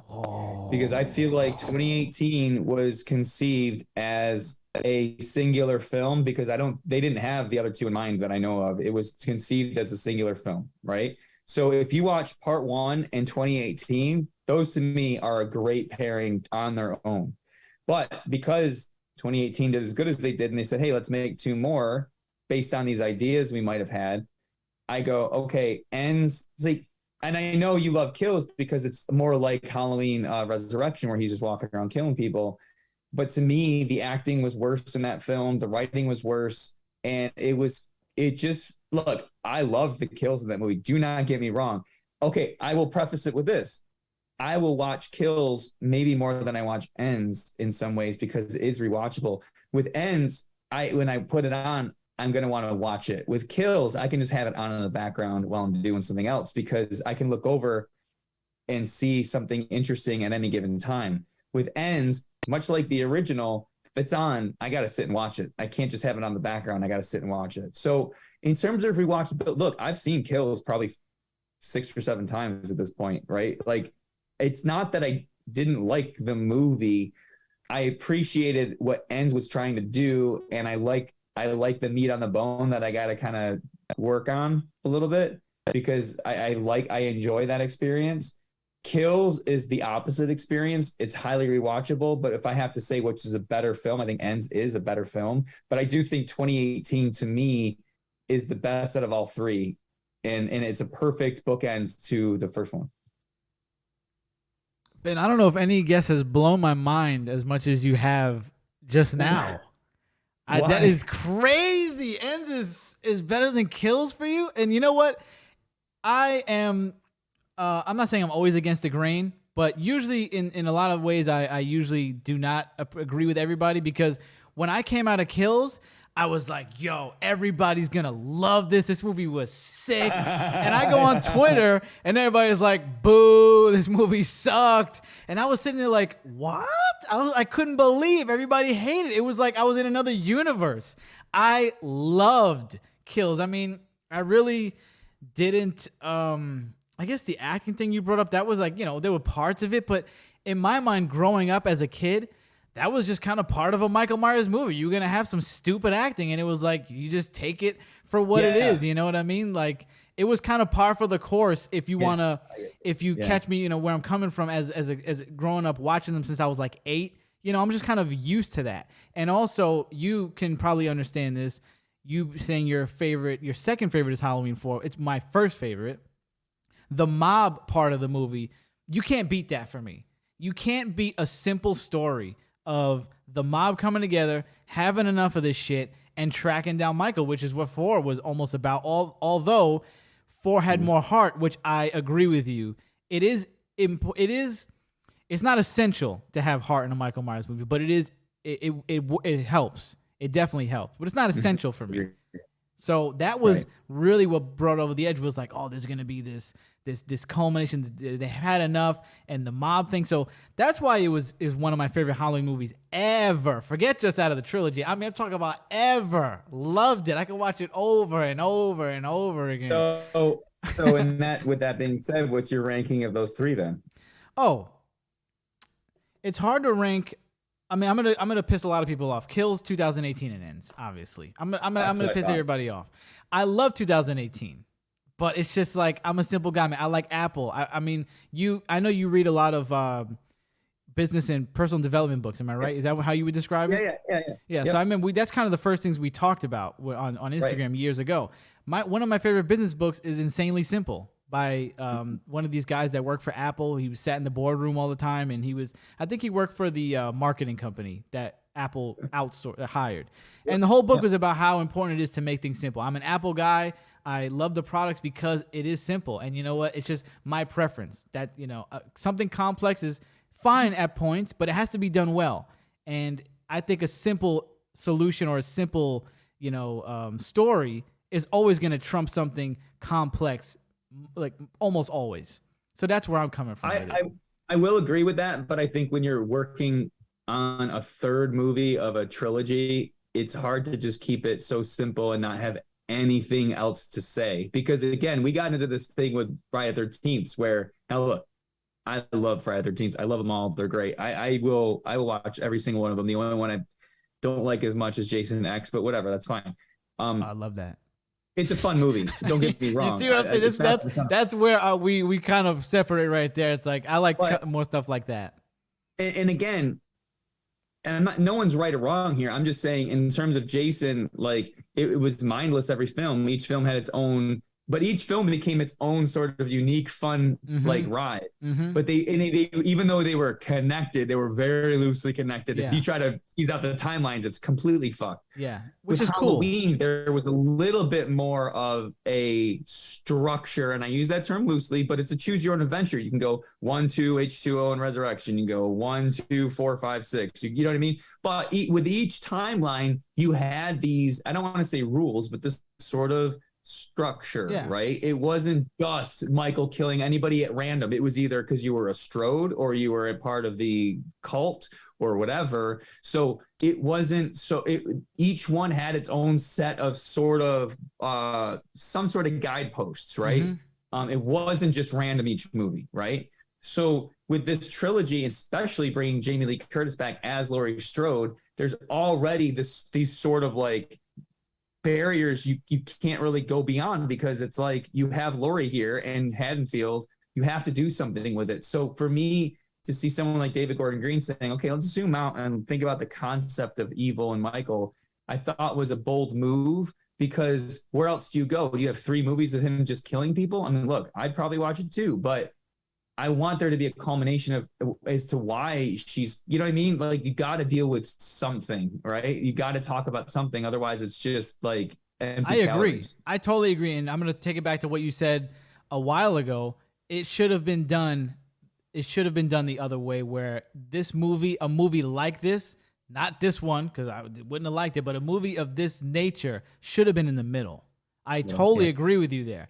If you're going to do a trilogy of a kills type movie, where you get to see him slaughter and then you get the final payoff with her against him. I really do think if you would have just moved some things around, it would have probably worked. It's almost like you ever seen like when people do the Star Wars, all those movies, it's like they start out with New Hope, then they go to Empire, and then they go with the prequels, and then they go with Jedi. Like you could almost do a supreme edit where you could take some elements. I don't know how you do it, but you take some elements and like move them after 18, but before kills, and like try to do this. It would be hard to do given, dialogue and stuff. But I wonder if there was somebody out there that's ambitious to kind of redo some things. It probably makes sense to more people. Now, before we move on, don't be confused with simplicity and substance. That's not what I'm saying. I'm not saying that there shouldn't be substance to a movie, which is why I totally agree that there should have been substance in the movie. It should have been just it should have been remastered a little bit, or they could have moved the timelines around a little bit.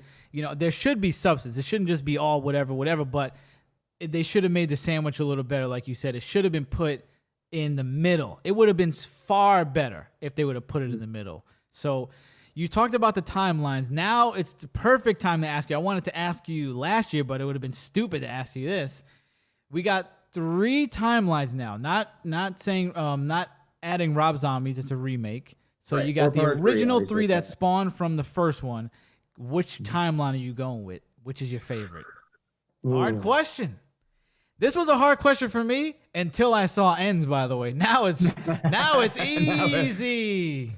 Okay, so the problem I have with this is my first initial reaction is 1, 2, 4, 5, 6. Okay, but the problem with that is it really goes downhill quickly with 5 and 6. Okay, with the thorn thing. Okay, so I have my as far as better quality films in terms of what I think is more of a true, for lack of a better term, I would go with this new timeline with 1 to 18 kills and ends. Okay, but my heart and my love has to go to 1, 2, 4, 5, and 6 because those are the ones I grew up on. And it's more of the nostalgia for me that. So I know it's 2 answers, but I have to say, like, it definitely isn't 1, 2, H2O and Resurrection. I nothing against H2O. I actually really like that movie, but as a kid, I mean, Halloween 4 was the first one I saw in the theaters. I was so jazzed for Halloween 5. I was 12 and I was trying to figure out, what is this guy in black? You know, this is crazy. It gave me something to chew on for like 6 years, and then part 6 I thought was actually pretty good. I still think it's pretty good, you know. That one grew on me tremendously over the years. At first, I hated it. It's a fun movie. Yeah. I mean, again, I don't agree with half the shit in it, but it's a fun movie. Exactly. So that's my warm blanket. That's my cozy up warm blanket. But as far as quality of films and visions, I would take the newest one over that in terms of that. But look, I want to pop in 4, man. I want to watch 4 and cozy up. I want to watch even 5, even 2, you know. So let's be clear though. Deserted Island, you can only pick one timeline. You're going with the original 1, 2, 4, 5, 6. You can only have one for the rest of your life. I got to go with that because my reasoning is I have a lot of life and memories attached to those films. Mm-hmm. And so it's hard to separate that, right? Like intellectually, if you will, I can say, well, 2018 is a much superior film than part 5, right? Right. But my heart is going, yeah, but remember when you saw that with your buddy Lance on Saturday morning, and remember how you felt when you saw that again on you know, like, or part 4 when you saw it on October 30th, 1988. Like I need to refuel myself with those from time to time, whereas these new ones, I'm not as emotionally attached to them in that way. They don't have the history that these do. So I have to pick. So you have a son, right? Yeah, I got 2 kids. Yeah, my daughter and my son, but my son's 13. Yeah. So what is their relationship with these movies? Do they watch these? So my daughter, she's going to be 16 soon. She doesn't really care about horror or anything. She doesn't really watch even movies that much. We do movies like in our movie room every week, but she's just like, whatever. My son loves horror films. Okay, he loves them. And I took him to see Kills in the theater last year. I didn't take him to see it this year in the theater. He had school. I mean, I took him out of school last year, but he also had football practice. I didn't want him to miss it. But we saw it on Saturday night together at my friend's house when we flew down to New York for the Giants game. So he did see it. What did he say? He liked it. And it's funny. I remember thinking, because a friend of mine brought her son, and she's like, oh, well, we might not like it, but, you know, he will. And I was like, yeah, but no, because I think it wasn't made for kids as much as it was made for like the older adults that, you know what I mean? And he actually liked it too. But yeah, my son, Will, he liked it. I don't know where he ranks it. We didn't talk a ton about it afterward. We watched it really late at night and then we all fell asleep, and, you know, next day was kind of a crazy day, but he's like, no, I liked it. I thought it was good. I don't think he's like jonesing to go watch it again, but I don't think he's watched 2018 or Ends or Kills since we watched it. Right. But he loves the original Halloween. It's one of his favorite movies of all time. His favorite movie of all time is Home Alone, which I think is great. But he loves it. Like, he does love these movies and he won't watch them with me, and we love talking about them, but I don't know. I don't think this is going to be something where he's got to watch it every year, you know, for him. So he's not like, but none of them are really, to be honest, except the original. So he doesn't bleed for like the Halloween franchise like us. It's not like that. Yeah, exactly. He didn't get infected. Well, part of it is he he does genuinely love the first one, but part of it also is because he's around it because of me, and I think there's a little bit of that. Not I'm not saying he likes it because of me, but I think it's a little bit easier to like look. He's I mean you see it all around me. I mean it's all around. So That's what I was wondering. Like, is he into it like you, or is it kind of he like? is, dude. Like he was going like for a couple of years, last couple of years, not this year as much. He was on a tear, especially around this time of year. He was watching everything, and I'm fine with it. And there'll be times where I'll have a movie and can I watch them? Like yeah, like at this point you can watch almost anything, but he's got other interests. He's playing video games. He's doing other stuff. So it's not like when at least when I was a kid, Friday night, man, I was watching a movie. I was renting movies with my friends. It was still like a novelty. I don't think it's as much of a novelty for kids now because they watch everything on their phones. You can get anything at a moment's notice. I used to monopolize the living room with Halloween every day. My parents would just hear screams coming out of the living room all day because I'd have all the DVDs. But it was still, like, for us, it was a novelty. Like, I had to go to the video store to get the movie. It wasn't at my fingertips. I didn't own them, first of all. They weren't streaming, It was then it's like, I don't know if you remember, like, if you felt the same way, but you'd get the DVD and then you'd get the previews for other Miramax films in the beginning. You'd be like, oh, I can't wait to go back to Blockbuster and get Children of the Corn. Like, I can't wait to go back. It's not like you couldn't be like, well, after this, I'm going to stream Children of the Corn like immediately after. It's like, no, you got to wait like a week. I had to like beg my dad to buy me another $20 DVD. It was so much harder at that age. Yeah, there was an anticipation factor that the kids don't have now. And not just that, but like beyond that wall, like behind me, I mean, that's my movie room. I have literally 1,500 DVDs, Blu-rays, 4Ks, whatever. I mean, they could watch anything. Like I pretty much own it, or if I don't own it, you can either rent it on streaming from your TV, or you can, stream it for free. So again, I know there's kids that love movies and stuff still, but I don't think it's like it was definitely when I was a kid, because this was early. I mean, look, when I was a kid, there was no internet, there was no streaming, I was still VHS. I mean, it was the beginning of the home video market. So, it was really a novelty to get some of this stuff, which is one of the reasons why I wanted to have a library growing up, because it was something I could never have when I was a kid. Right. Yeah, I had a lot of fun indoctrinating my niece into this. She's like, I don't know, she's like maybe like 12 now or something like that. But nice. like last year or the year before, I broke out the box set. I said, it's time. It's about to go down. I showed her the first one, and I'm thinking she's going to be like, whatever. She kind of likes like whatever, like, more like possession movies, I think, at the time. But I was very surprised that after I showed her the first Halloween, she was like, let's watch 2.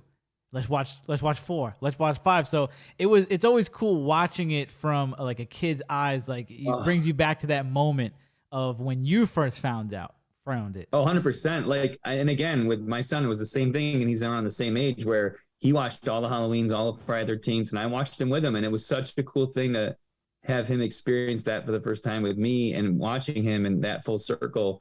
But I don't know that in terms of like longevity, I think he'll always be into horror and he'll love it for certain reasons or whatever, but it wasn't like a bug that like, I know it bit me and probably you, where it was just like, it was crazy. I need more of this. Like, I mean, look, obviously it was a bug in my life. Look around me, look at what I do. Yeah. You know what I mean? Like clearly there was, I remember, it wasn't a casual thing. Like I said, I got Halloween 78 for Christmas when I was like 8 or something. Like I was like really young, and I stayed up at 4 a.m. watching that.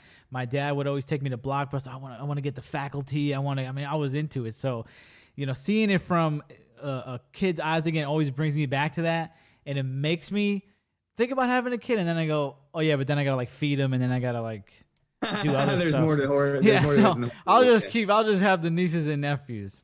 Right. That's okay. You're young enough. Don't worry about it for now. Yeah, I'm glad that you liked the movie, and genuinely, I'm glad you liked the movie because it's always fun to anticipate something for a year straight. And as Halloween fans, I didn't think. Let me ask you this. This is a weird question, but have you ever cried or almost cried watching a Halloween movie or anything like that? I would say yes, and I'm trying to remember when and why. Thank God I'm not alone. Thank God I'm not alone. No, I'll be honest. I think I got a little emotional at the end of this one, not gonna lie. Me too, but different kind. I don't know, man. I'm trying to remember because I know I have. While you think, I I'll don't say mine, and this is gonna really mess with people's heads. But mine, and this is why I love Kill so much, is when after he killed everybody and he's about to kill Allison, and I'm like, please kill Allison, please kill Allison. He didn't. When Karen takes his mask and he comes off the porch and the music starts playing, like original Michael Myers music starts playing, he goes behind the house and the mob finally catches him. That moment was just so cool to me. Like, that little kid inside of me was just like screaming, like, this is so fucking awesome.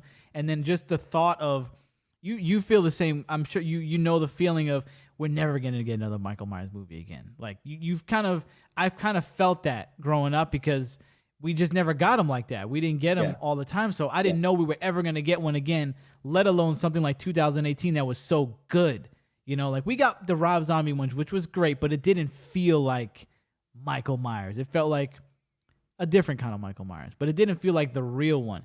So that scene in Halloween Kills made me think, like, yo, this is the real Michael Myers. Like, this is epic. This is insane. So that's the scene that got me. And that's probably going to surprise a lot of people, but I think to me, it might have been, I think if I could recall, because you just mentioned something that made me think of it too, like what you said, like never thinking you're going to see this again. And I think seeing the 2018, I think the opening credits made me a little teary. I think him getting the mask for the first time made me a little emotional. Scene on the yard, because like you said, and again, I know I'm using the term loosely, but you get it. Like, we'd never see the real Michael Myers again. And like, we saw it with that mask. We saw it with James Jude Courtney. We saw it. And again, having Jamie Lee Curtis come back was a huge deal. I mean, I understand it was a huge deal. I remember H2O came out, and that was kind of a big deal.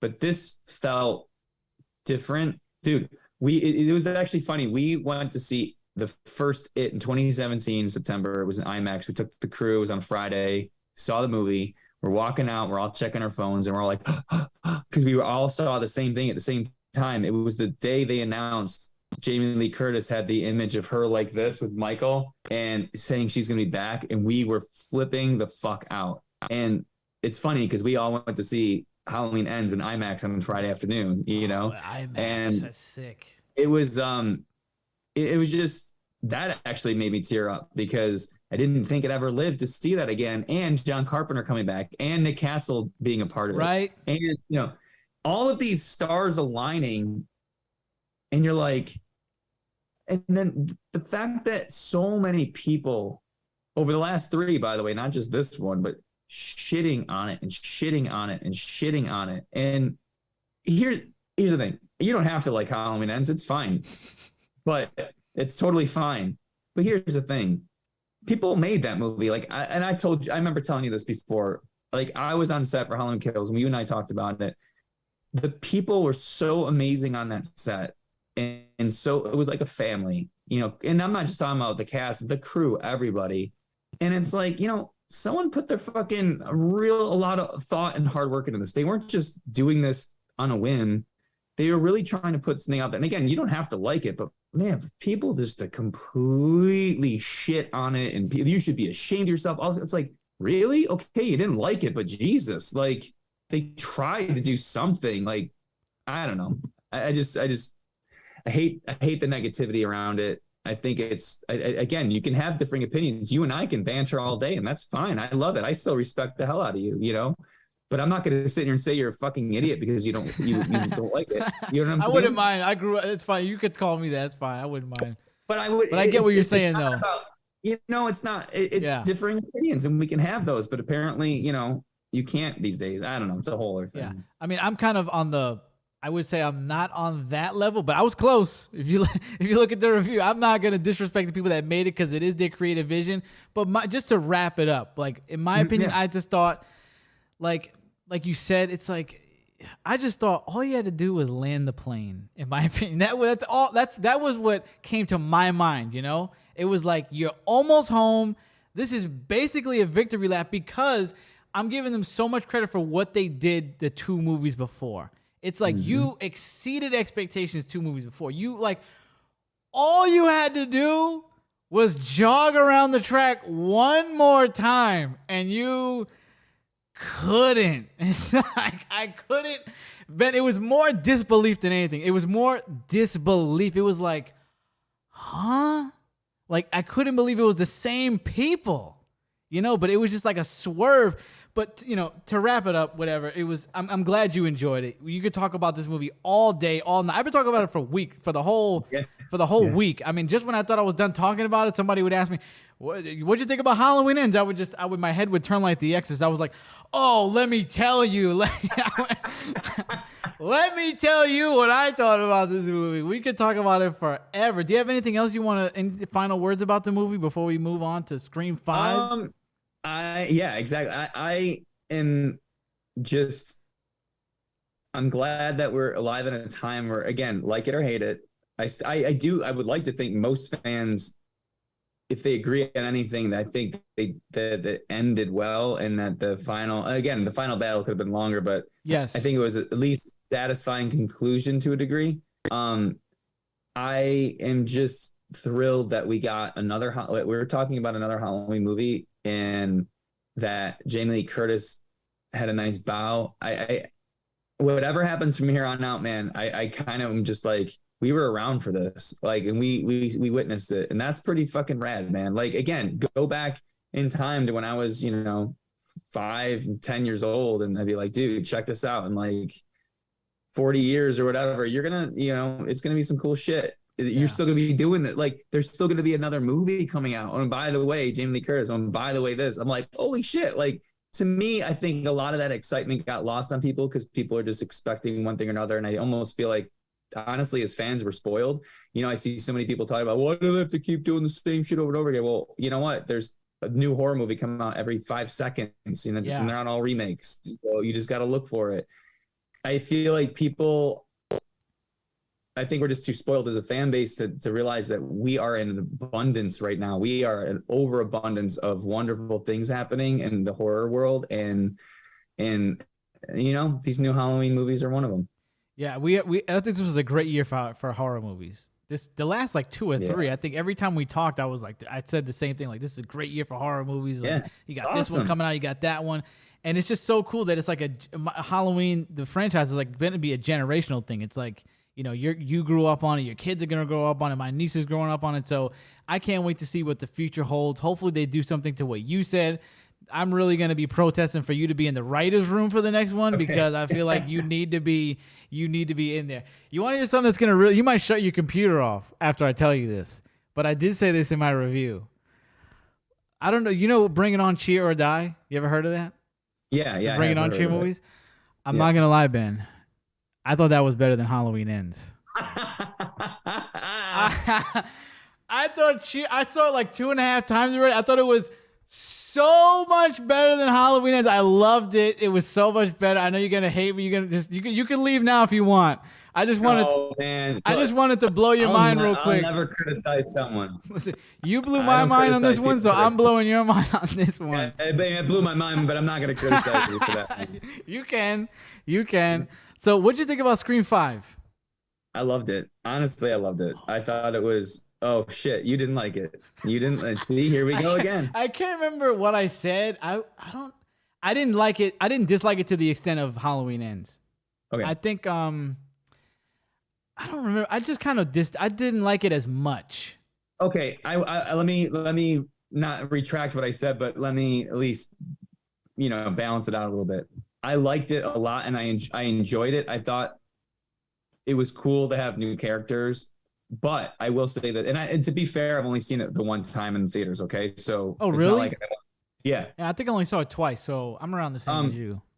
And here's the thing: I love the original Scream. I thought Scream 2. I thought it was like, Scream was awesome. Scream 2 was really good. Scream 2 was, Scream 4 was pretty good from what I remember. So now we've got this one. But again, I got to go back and I did do a rewatch with my son a couple years ago, but it's still been a minute, and I haven't really, like, 3, I think, is the worst of all of them, to my opinion. I love that one. 4, I remember being okay, but I liked 1 and 2 because I've seen it the most. 1 blew my mind. I saw it in the theaters. It was great. But 5, I actually liked what they did. I think they did right by killing Dewey off finally. Even though that was sad, and I don't want to see him die, but there had to be stakes. I liked it kind of passing on to the next thing. I liked that it wasn't about Sydney and her being attacked. What I had a hard time with is the like, oh, I'm Randy's niece or I'm this and that. And I had to like keep doing the mental family tree in my head. And it took me out of film. I'm glad you said that because I thought I was the only one that was kind of like, I was like, I feel like I have to keep up with this. Yeah, I was confused. And then of course you got like, what's her Skeet Ulrich's character? Why can't I think of his name? Stu, or not Stu. The ghost of Billy Loomis. You're talking about Billy, yeah, or the sorry. hallucination like, or whatever the hell it was. Yeah, like that whole. It's okay. Like it wasn't a complete disaster or anything, and it was fine for what it was. But I thought it was an effective film, and I had fun with it. Like I honestly, genuinely had fun watching that movie, and it was a fitting conclusion. Conclusion. I mean, it was as of nice that time. Yeah. Now it's gonna be 6. I on one hand, I think it sucks that they're not gonna pay Nev what she needs for the next one because that's stupid. Like they're just dumb. But I think what they think is like since 5 did well, they're just like we don't need it. We're just gonna branch off into new characters. Listen. I think it would be fine if they decided to go in a different direction and not have Nev in it. But to not have Nev in it because they wouldn't pay her what she's worth, I think is bullshit. That's bullshit. In my mind, I think they're saying like, oh, this is for a new crowd. They barely gonna know you. They're like, you know what I mean? I think that's where their mind is like as studio executives. I get what you're saying, but it's. I'm not agreeing with them. I'm saying that's what I think that it's a stupid thought. But I think they're like, oh, this is for a new crowd. They don't care about Sidney Prescott. I think they're wrong.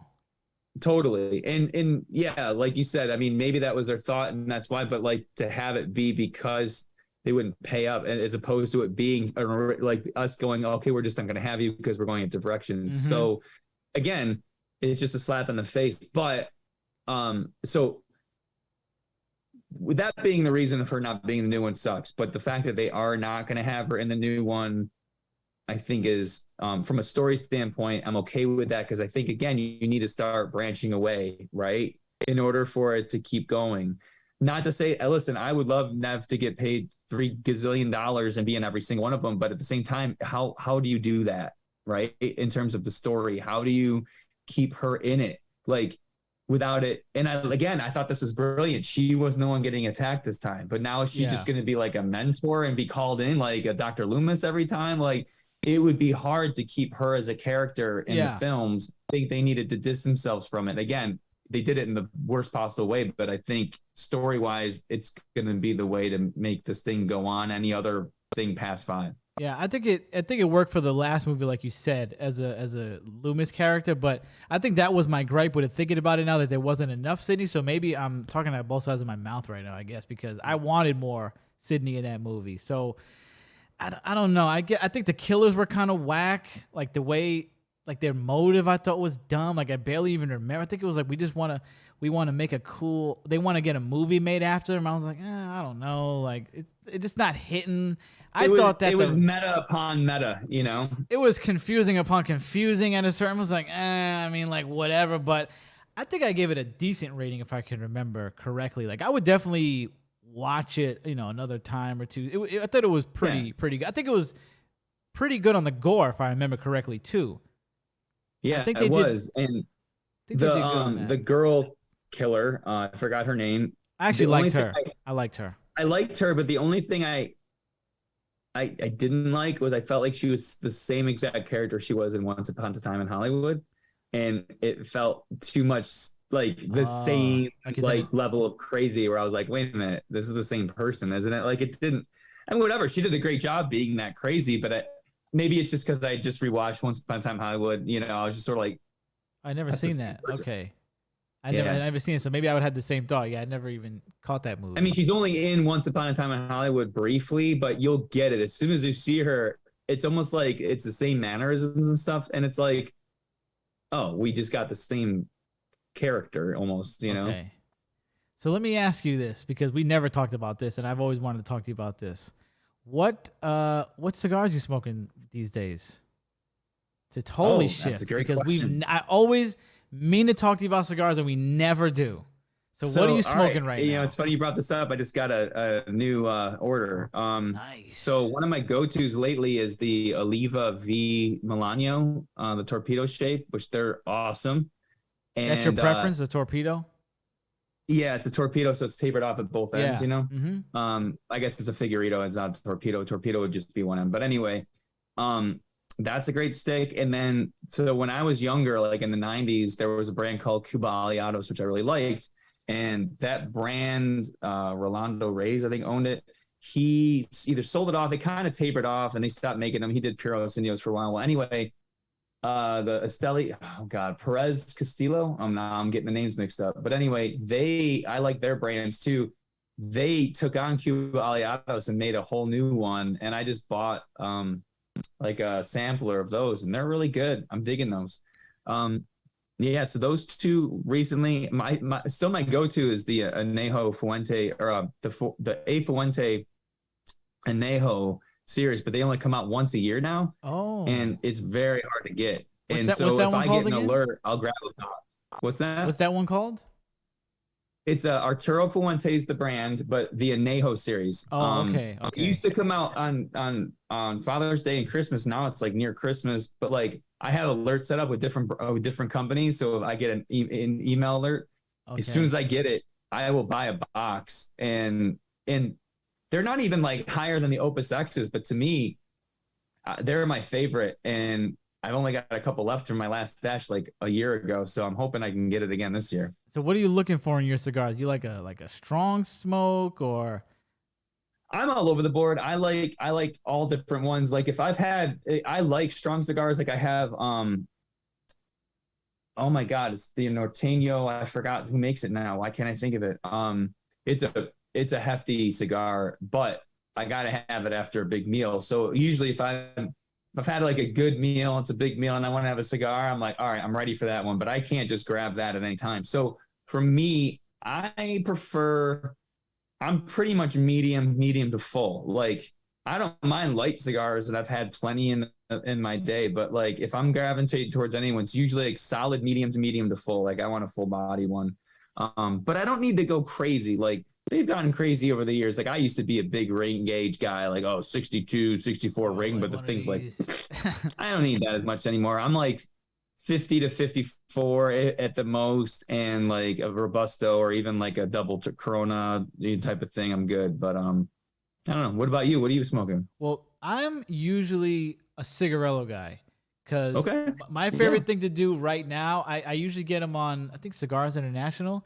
I like the Yeah. Romeo Julietas. I Yeah. got the blue pack when I took my trip back down to New York City. 'Cause I told you I moved upstate, so I take trips down, and I got the blue pack. I thought it was good. Then I ordered the red, and it came to my house, and I thought that was great. It's a more of a sweeter smoke, so Okay. I like to do it. My morning is probably like noon, so that just to tell you what morning is like. Well, I usually like to do it in the morning, like when I'm getting ready for the day, right before I'm gonna edit or right before I'm gonna do something like that. Take a nice cigarello because it's quick. I don't want to be there all freaking day. I got my balcony right there, so I could just smoke it in my crib, and it's not gonna stink up the joint. So I usually just kind of break that out. You don't gotta cut it. You don't gotta do nothing crazy. It's gonna take a small amount of time. My TV's right here. I put on Kevin Nash podcast, something relaxing, and just kind of just enjoy it. I just get my stuff together, and that's usually when I smoke a cigar to get me kind of ready for the morning. Get a peach Snapple with it. Do you usually get like energized off them or no? I mean, I guess I can, but generally for me, it's like beyond my room here out the window is my back porch, and it's got a roof on it, and we screened it in last year, so it's got sliding glass doors and screens. So, and we have nice furniture out there. We have recliners out there, and what I'll do is I'll go out there and, of course, open the windows. I never smoke inside or anything, and get a nice breeze, and I'll have a cigar, or I have my fire pit right in front of me. We have a patio out there where I can sit and have a fire. But and I will either have my iPad and watch a movie, or actually what I do is I have an 85-inch screen that I hang up, and then I have my projector, so I'll watch a movie while I'm having a cigar. or I'll just listen to music outside and under the stars in the fire, and I'll just relax. So I do it at night. I take an hour and a half, maybe 2 hours. I try not to be on my phone because it ruins the experience unless I'm listening to music. I want to either watch a movie or be in silence or music.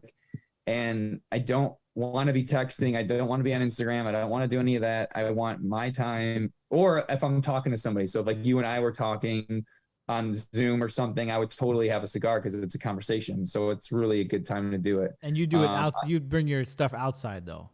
Yeah, I would bring I would bring my laptop, which I'm on right now. I've done this before where my buddies and I will do Zoom hangouts out in my patio, and they're in all different places. Oh, and, that sounds like a good next podcast to me. Yeah. Oh, dude, that would be great because like I love like again, normally it would just be, if I have a friend over, we would be smoking together. But like a lot of my friends who smoke are in different parts of the country, but we can get on Zoom like this and have a cigar and some whiskey. Oh, no and way. You got the cigar club going on? Yeah, it's fun. Well, yeah, not even a club, but like a couple friends of mine, we'll get together. We have like a whiskey thing. We'll talk whiskey and we'll smoke cigar, and then it's cool. Oh, the whiskey, man! I'd be on the ground after that day because the cigars get me already buzzed like a little one. I'm a total lightweight, so I wouldn't be able to handle that. I'd be drinking the peach Snapple. That's fine too, dude. Sometimes I just like to drink water. Like. Sometimes, again, if it's nice out, like either in the summer or now, like now, because it's getting cooler out, I gotta like every chance it's sunny and it's nice out, I gotta be out there. So it might be 2 PM sometimes, and I'm like, I'll take a break from work and just go out there. But it's harder in the afternoon because people can hit me up for work stuff. I get my kids from school. It's like at night, like now. Yeah. Not many people are hitting me up right now where I can ignore it till tomorrow. So I'm just like, it's my time, Yeah. And I kind of like my setup because like I said, I got the balcony right there. Yeah. So I'm back and forth with it. I'm watching TV or I go on the balcony. Yeah. Now, what are you using? You using one of these or are you a match guy? What are you doing? Generally a torch. I got a 3. I got a couple torches. There's I got one with 2 flames, got one with 3. And then I have a soft light one. And then I have a Zippo, but Zippos are bad for cigars because of the lighter fluid. So I have an butane insert. So it's a torch. Yeah. Was your dad a cigar smoker? My dad smoked pipes when I was a kid. Oh, man. He got more into cigars as I got into cigars. He didn't really smoke. He stopped smoking pipes when I was little. And then he would have an occasional cigar here and there, but nothing major. My mom actually smoked cigarettes until she had a heart attack in 2003. Oh, man. But as I started getting into cigars in the 90s, my dad started getting into them with me. So now he and I will smoke together. Like anytime he's over and like we got some time, we're having dinner and dad's like, want a cigar? I'm like, hell yeah. Like, or that's why I asked. I was like, I wondered if you had that bonding experience or not. Oh yeah. Like 100%. And that's one of the special things. Like, or if everyone's over here for like a holiday, like, or like a birthday party or Father's Day or something, it's usually, I have 2 brothers. My one brother used to smoke cigarettes. He doesn't smoke anything anymore. But my other brother will have cigars with me. So we'll all be out here and he'll sit with us, but we'll all be out here having cigars, drinking whiskey and talking. And those are the best times, man. You can't beat them. Yeah, that's sick. That's why I asked. I wonder if you and your dad had that bonding experience. My dad doesn't smoke anymore, but I did inherit like all his stuff. So I guess I got the W there. He gave me his lighter. He gave me his cutter. Oh, yeah. And all that stuff. So I wish I was able to smoke a cigar with him. He doesn't do it anymore. I think he has some kind of I forgot why he doesn't do it. I think he has like a throat problem or something like that. But okay. Yeah, so that makes sense. Yeah. So he doesn't do it anymore. But we did bond over. We went to the range a couple months ago. So we did bond over that. So that was cool. So does that give you like? Are you a buzz guy? Like, do you do it for the buzz or you do it for the relaxation? No, to me, I don't want to get like I don't need or want to get the buzz factor off of it. Like I just want to relax. So. There are times, believe me, if I don't have a full stomach, sometimes and it's a stronger cigar, or maybe I puffed on a little too quick. I mean, I've been doing this for a long time, so I kind of know what to do. But there are times where, I get up and I start feeling a little sick, and I'm like, shit, I got Nick sick off of this. I didn't want to, but I did, and I wasn't trying to, but it happens once in a while. But normally, I can chill out, and even like I don't do this every Friday night or whatever, but like in the summer when it's really nice out, I mean, there'll be some Friday nights where I've watched maybe 2-3 movies and had 2 cigars and had some drinks, So, but again, it's over time. You're talking over 4 or 5 hours. Yeah, yeah. It's See, not. that's why I like it. It's like an experience. It takes a Yeah. while, but I'm definitely not. I like it. I like a buzz to an extent. That's why you do it in the morning. I like us Mhm. like I like to hit that line, like that point where it's like, okay, I feel a little something, and then that's it. I stop. Because I remember when I first got into them in high school, I went to the cigar lounge on Arthur Avenue in the Bronx, Mm. and I would go there, and I went back like I went there like once, and I came back the next day like a couple weeks later. And the guy was like, "Oh, I see you come over here. Like, why don't you try the next cigar up, like the next strength up?" And I was like, "Oh Yeah. yes, fine." So I smoke, and I'm smoking it all over the place. I got so sick. I was laying in Oh, the bathroom. The lady had to come check on me. She was like, "Are you all right?" I'm like, "I'm straight." I was so embarrassed. I didn't call nobody. I went home like that. I was walking home like a zombie because I just didn't know how strong it was, and I just like I blew it down like quick. I was sick ooh. as hell. The room I was know that spinning. feeling well, and it's gross. It Like sucked. there's a few Sucked. places near me that I can actually go and have a cigar inside, like lounges. And even though they have ventilation, there's enough people in there. I can't be in there too long because I get sick. Yeah. Even if you don't necessarily feel like you're getting smoke inhalation, you're getting it, and I I feel gross and I can't do it. It'll And creep up on so you. really, yeah, 99.9% of the time I am outdoors on my back porch where and when it gets colder out, I can bring a heater out and have doors open still, but only a crack, and that can even get a little much. So I have to have a fan out there. So it's not worth it to me. I like having the doors open enough where it's a full breeze. I'm not just sitting there in my own smoke. Yeah. It definitely will creep up on you. I like to go to the Yeah. lounges when nobody's there. Like I would go in Yeah. the Yeah, and afternoon. I've done that plenty of times, like in Hmm. Vegas, where I go every year for the licensing show. There's a couple lounges I'll hit up. There's a Fuente lounge there. They make great mojitos, so I'll go there and have a cigar and be fine. I'll sit at the bar for 2 hours and have a cigar and drink a couple mojitos. Or there was another one I went to in can't remember which casino it was. It actually was another one in Caesars. That was really great. I sat there in a chair and they come over to you and a whole whiskey list. So I got a couple whiskey, a couple pours and had a nice cigar and just relaxed there for like a couple hours. And that felt good. And I didn't feel sick because it was very well ventilated. So you can tell usually when you walk in. Right, right. Now you said conventions, which reminded me of a question I had. Probably the first interview I ever did. I wanted to ask you. So when you talk about you've been in the game for 19 years, which right 19? I'm not mistaken, Yeah. right? Yeah. Yeah. Yeah. So Yeah. next year's 20. What month did you start? Like what's the actual date that you go by? September. September. It was Okay, so September. right around Yeah. October. All right. Yeah. So what is the landscape like in the horror t-shirt game? Is it like the rap game? Is there beef? Is there rivalries between horror shirt companies? Are you at odds with? Is there anybody I need to be aware of so I can, like, do you have a rival or are you guys friends? How does this work? Because I know there's more coming up. Every time I Yeah. go on Instagram, I see a new company like with some new designs and stuff. So being in the game 19 years, what's the landscape like? Do you have like friends in the game or what? Yeah. I mean, I know pretty much everybody in the game and I've talked to them, and there's some that I've been closer to than others. There's some I don't really talk to as much anymore just because they got a little weird. But I will say, like, almost everybody you see out there, and again, there's too many to count at this point, so I don't want to say everybody, but like the ones that I think of maybe the ones that stand out a little bit more next to us, either used to ask, like, call me for advice or ask me or slide in my DMs and be like, hey, I got this question, and I just try to help out where I could. And then over time, or to be honest, there's a few that I've reached out to and went, hey, like, cool shit, man, like, keep up the good work or whatever, and we've kind of become friends that way. So it's not just one-sided. But it's funny because there have been a few people that I've followed for a little while because I'm keeping an eye, what's going on, and then they're like, hey, dude, I don't want to compete with you. I just want to ask you some questions about something. I'm like, okay. So, like, it's funny how that works. But here's the thing. Like, I don't want to be enemies with anybody. It's not about rivalries. And, I have my own personal opinions on things, of course, because, like, we want to be the best in our minds. And we know that we cannot rest on our laurels. Like, we're only as good as the last thing that we did. So this is not like a set it and forget it. it doesn't matter that we've been around for so long. We are constantly trying to outdo ourselves or ensure that what we do is always to the best of our ability. You know, again, even to reprinting thousands of shirts because we're not happy with this design, even though I think most people probably would have been okay with it, you know?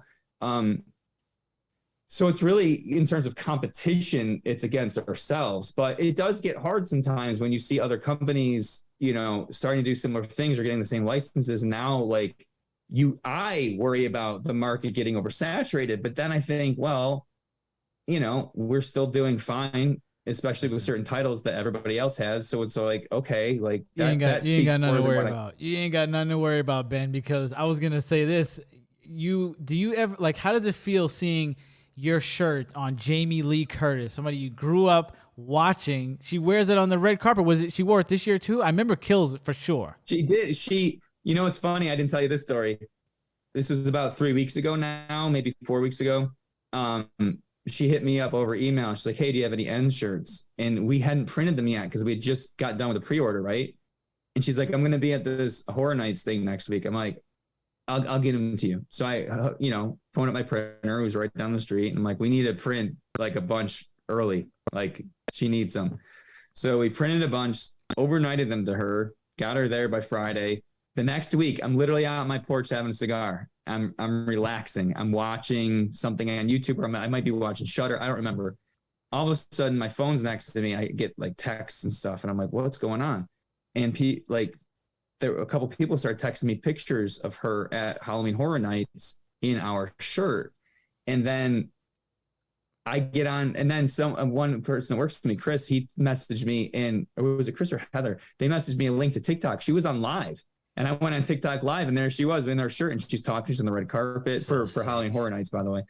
And I'm like, oh shit. So, you know, I took a screenshot and I shared it. So I'll tell you this real quick.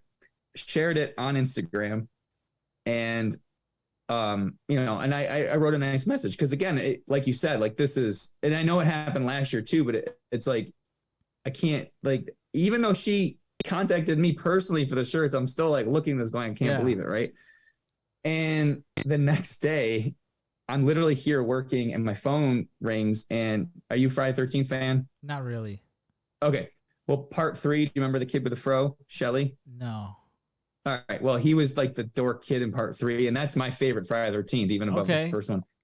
He calls me. His name's Larry Zerner. He's a copyright lawyer in LA, and I know him because I've worked with him a little bit. He's helped us out in copyright issues and stuff before.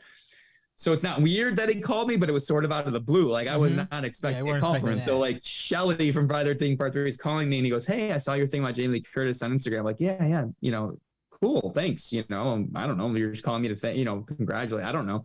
He goes, you should really take that down. You don't want to get sued. And I'm like, what do you mean? He's like, well, you're sharing it because I was a screenshot of something, and I was like, okay. And he's like, she could sue you for that. I'm like, well, yeah, but she wanted the shirts. How? And I'm thinking to myself, but maybe I was sharing it without permission. That Jamie Lee could sue you? What? You were saying that Jamie Lee could sue you? Well, no, yeah, it could sue me, like, because I was using something without her permission, right? And I was like, okay, maybe. I'm like, let me just email her real quick. So I shot her a quick email because she's usually pretty good about getting back to me. I'm like, look, I saw the thing last night.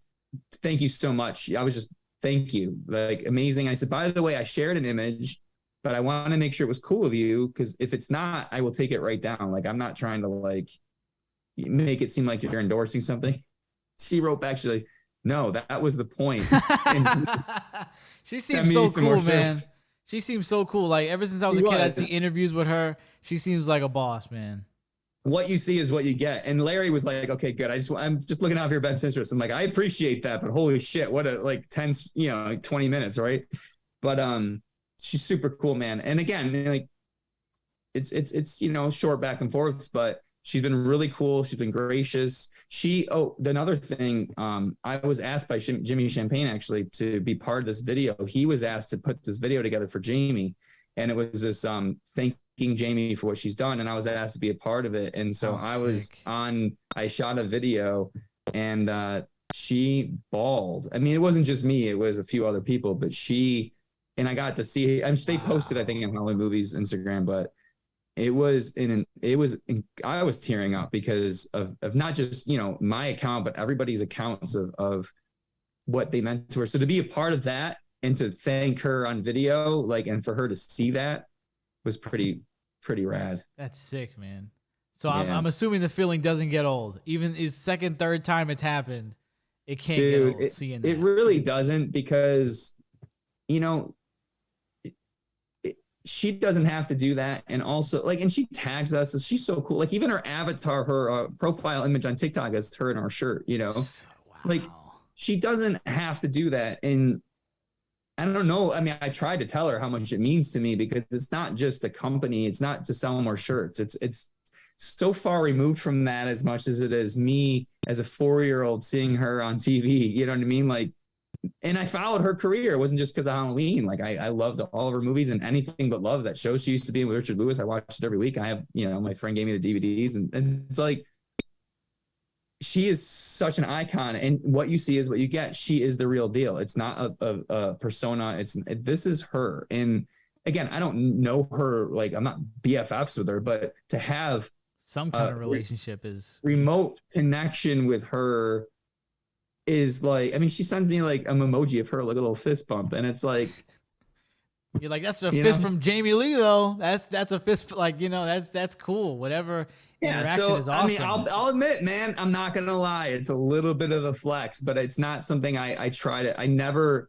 Whenever I talk about it, I always feel like it's bragging, but it's always coming from a point of, dude, guess what? You'll never believe this. This is crazy shit. You know what I mean? You gotta flex. Because it's not lost on me. You gotta flex, man. You gotta flex, because every time I look at a lot of horror movie reviews and stuff, especially Halloween, what are they wearing? Fright Rag shirt. I mean, it's everywhere. You're everywhere at this point. You gotta flex, man.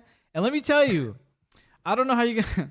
So I know a lot of chicks that are into horror movies and stuff. So sometimes I'll see them, and we'll be talking about shirts and Fright Rag stuff. Like, I know Ben Scrivens. That's my boy. So they might think that we have a closer relationship than we do. So if they hit you up about it, don't ruin the illusion. Okay. Definitely. I got you. I got your back. I got you. Don't worry about it. Sometimes Ben hits me up for some questions about a shirt. I'll shoot him back something. I'll tell him what I feel about this shirt. All right. I got you.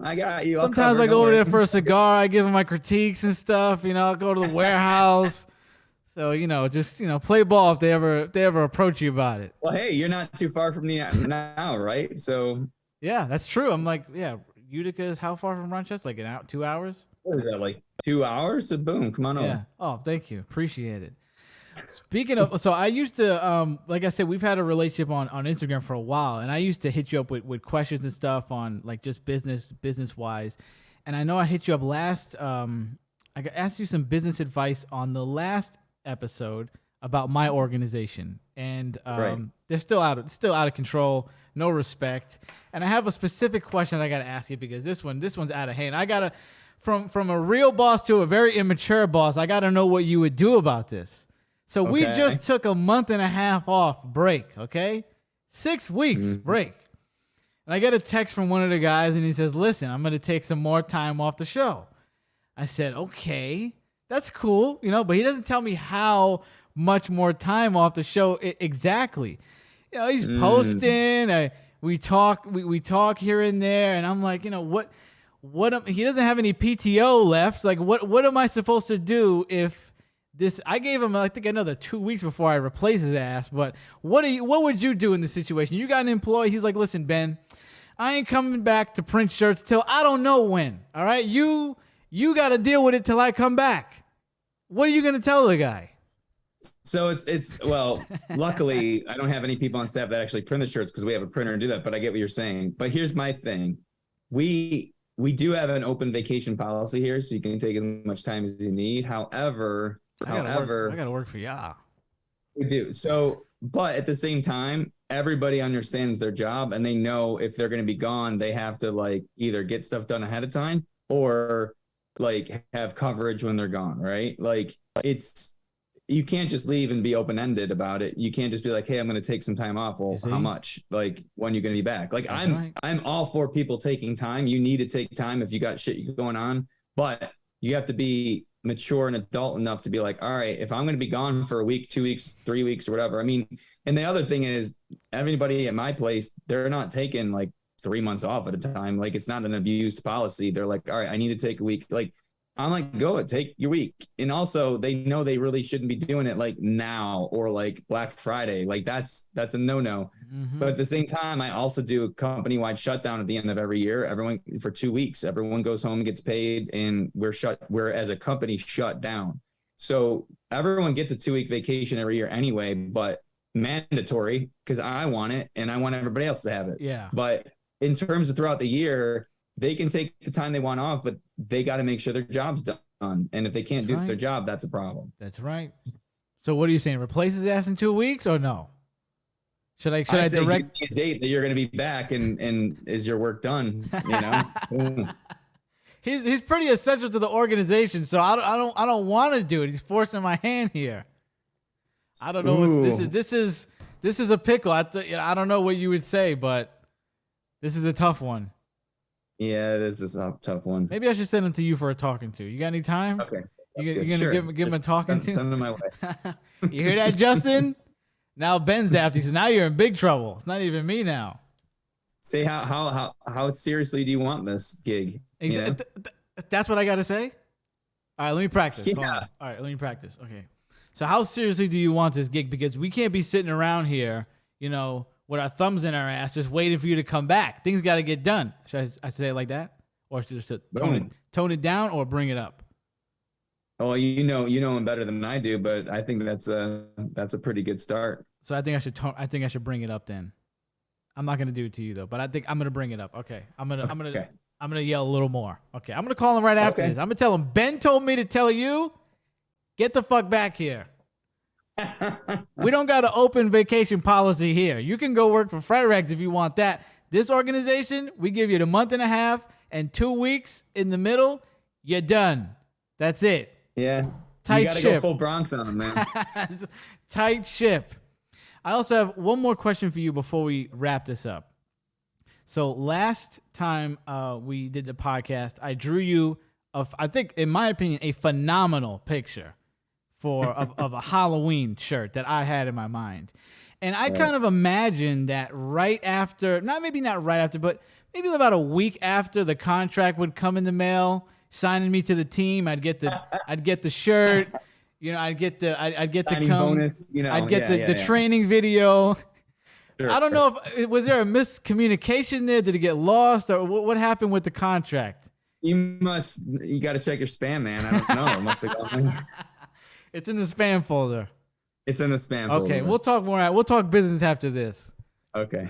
So we definitely want to get you back for 20 years next year. That's gonna be awesome, man. I mean, I remember the first time I found you guys. It's been love ever since, man. I've got tons of shirts. Given my niece some. I've given friends some. I got Fright Rag shirts to go around. I throw them out. Throw them off the balcony. Hey, you want a Fright Rag shirt? I'll give you one. I'll buy one for you. I'll give one for you. Dead ass, the best horror t-shirt company in the game. I'm not lying when I say that. You guys fucking rule. You guys kick ass. Do you have anything you want to say before we shut this down? Oh man, just thank you so much for the support, and I truly appreciate it. Like it means a lot because look, to be doing this for so long and have people like you still supporting us and wanting to talk to us and wearing the shit, like it doesn't get old, man. I tune into like YouTube videos, even that Jamie Lee video that I was telling you about. Some of the people showing up there, I saw our shirts. I was like, oh, look at that, like it's not like old hat, right? It always hits me when I see it. So it's not lost on me. It's not lost on anybody that works with me. We're all very passionate about this. So I can never say thank you enough, because without you and everybody else, like we couldn't do this for a living. So, we could make all the shit we wanted to, but if it wasn't going to people, then we would be out of business quick. So thank you for that. Oh, thank you. Thank you for coming on. If you guys don't know, go to frightrags.com with a dash in the middle, right? You got to add that dash. And let me tell you, if you see something you like, you better get that shit, because stuff is always selling out. When I went and got that Halloween Kills hoodie, I mean, I was going on there just out of depression. I was like, what do they got? I got to see what they got. I got to buy something from here. Retail therapy. And I saw that Halloween Kills hoodie in the small. I said, I can't believe they got one left. I bought it right there. So I'm surprised you had it back. But if you want the H2O shirt I got on, that's gone. You got to get this shit while it's hot. And So I make honestly sure. don't know if that'll ever come back because I'm not sure if we'll be able to get the license back. So Wow. Oh yeah, because it runs like that. We talked about that on last time. It's like basically a contract for a certain amount of time, right? yeah, and we can renew, but sometimes Miramax just got bought out by Paramount last year, so a lot of things were changing internally. So when contracts were coming up, still didn't have their system kind of updated to kind of renew things, whatever. So it's kind of in this weird limbo right now. But if we can renew that contract, we'll do it. But it might not be for a while. It's really not up to us. It's up to them. So there's a real possibility that we won't be doing H2O for a long time, or we might do it again next year. It really depends. And we don't know. Like, I'm not just saying that to try to get people to buy shit. It's like, I literally don't know. It's like, legitimately, we might not be able to bring that back for either a long time or ever. Because this one was not last year, right? This was like 3 years ago, 2 years ago, maybe. 2 years ago, I think we did that one. Yeah. So, and if we you're did that with Resurrection. Yeah. Yeah, you dropped. That was a good drop. You did pretty much, I think, every movie at that point, right? That was like we've done. Yeah, I mean, at this point, we've literally done every Halloween movie. We did Rob's a few years ago. Again, that was another one we can't get the rights back to that. Wow. Well, we can, but we were trying to. It wasn't with Rob. It was it's the studio that owns it, but they wanted way too much. It was like, no, sorry. Wow. It's just you have to make decisions sometimes, and sometimes people, companies think that they need a lot more than it's worth, and it's like, no. Wow. So make sure you go to frightrags.com with the dash, get whatever you want.